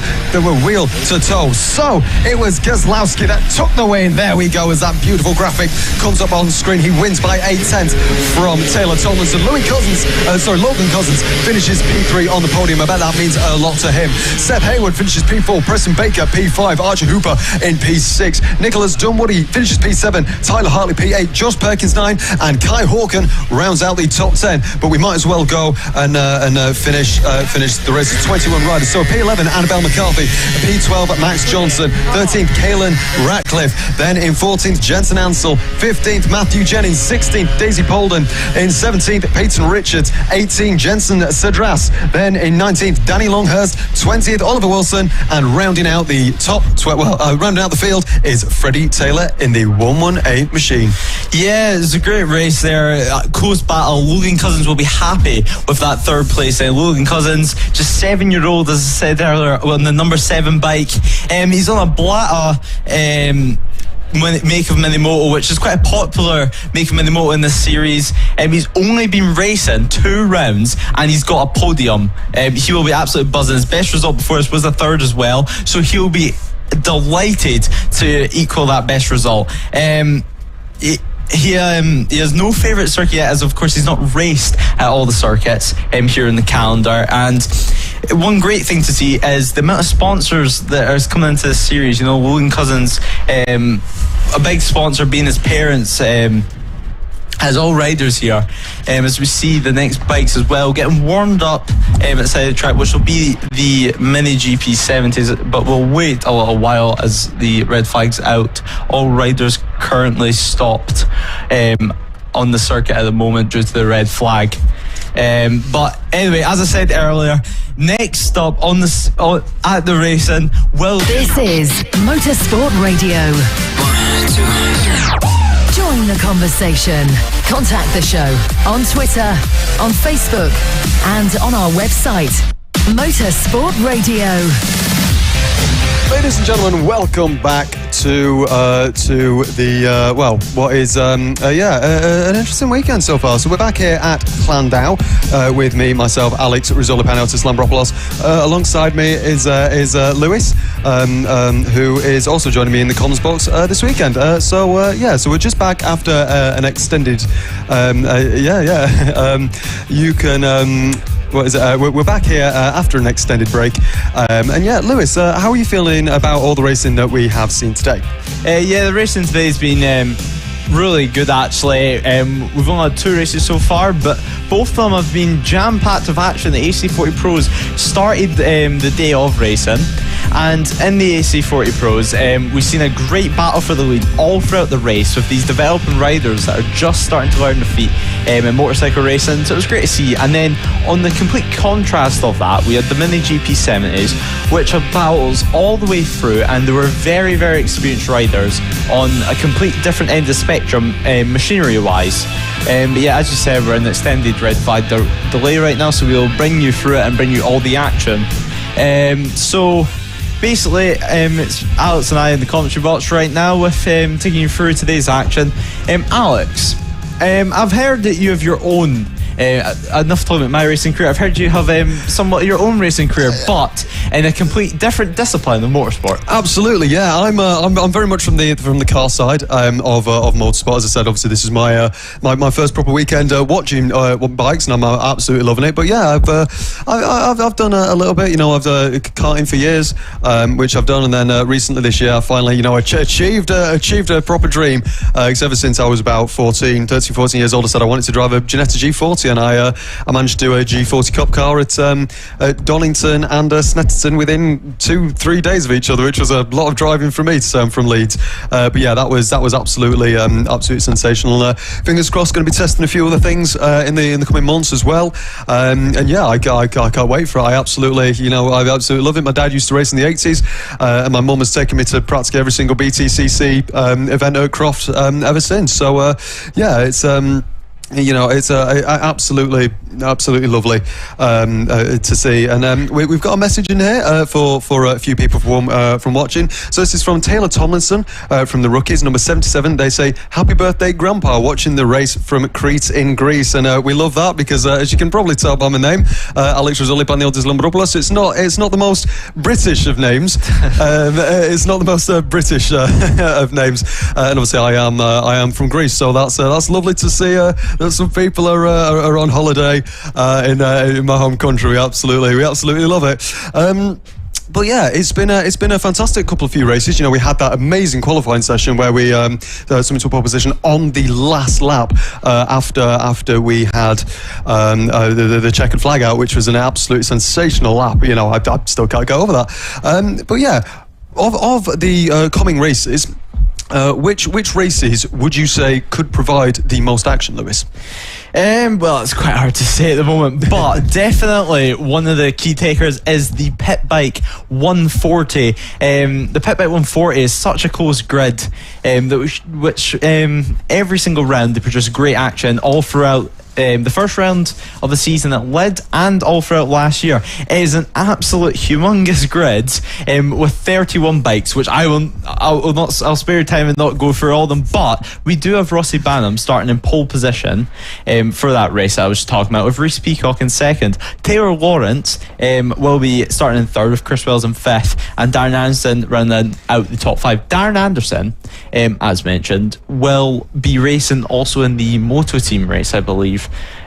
Which, well, as if you joined us during qualifying, Moto Team, quite a difficult class to commentate on, quite a difficult class to follow at home, because if you, for example, have a supported rider at home and you tune in to watch FAB Racing on all our social channels and all across our different platforms, if you tune in, it may not even be them riding it. It's such a confusing class because it is the team owner, well, the bike owner, that comes up on our timing screen, and our amazing graphics here that we have at FAB Racing, made in our international broadcasting facility by our production team. And yeah, so the names that come up on that will just be the bike owners and not the people racing it all the time, which is such a confusing concept, but it does produce great racing, as does all the FAB classes. Yeah, absolutely. You know, especially the PB140 is an amazing championship to watch as well, and obviously you've just mentioned the Motor Team, which, as we will keep saying, is definitely not the most easiest of championships to watch or commentate on. But yeah, there are two classes in case you are new like myself this weekend to the FAB Racing Championship. So there are two classes in Moto Team. Class 1 is the Street Stock 125, so it's powered by a 125 air or liquid cooled engine, which is 4-stroke. You have to be over the age of 17 to be able to ride these bikes. Manual clutch, multi-speed gearbox, production motorcycles with 16 to 18 inch wheels.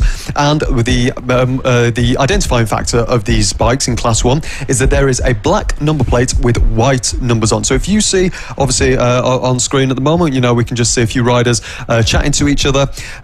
You want to look for the black number plate with the white numbers, and that's how you can identify it's a Class 1. Class 2, however, instead of being a Street Stock 125, it is a Super Stock 125/Open 50. So these are engines that are powered by an air or a liquid cooled 128cc engine, or a 2-stroke liquid cooled engine, specifically liquid cooled, not air cooled, up to 55cc engines. Again, you have to be over the age of 17 to be able to ride these again, and then it's identical to Class 1. So you've got manual clutch, multi-speed gearboxes, production motorcycles with 16 to 18 inch rims, and but again, the defining factor of this one, so Class 1 is black number plates with white numbers. This is a red number plate with white numbers. And again, it's a really interesting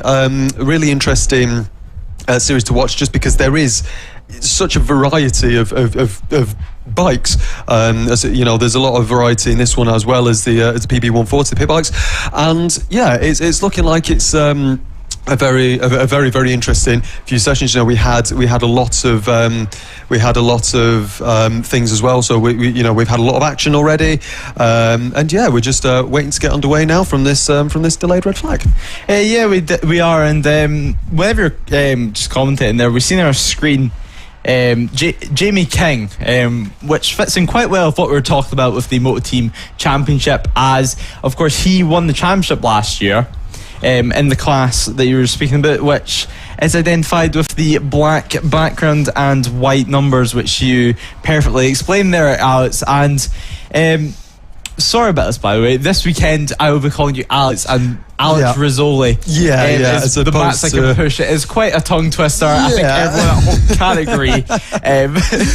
So I don't think it's just the people at home. I think it's everyone that's ever heard the name. You know, I think it's over about 30-40 characters is my name. It's certainly not the easiest name, especially during exam season in high school when you have to write out your name, and I'd have to write Alex Paniotis Lambropoulos.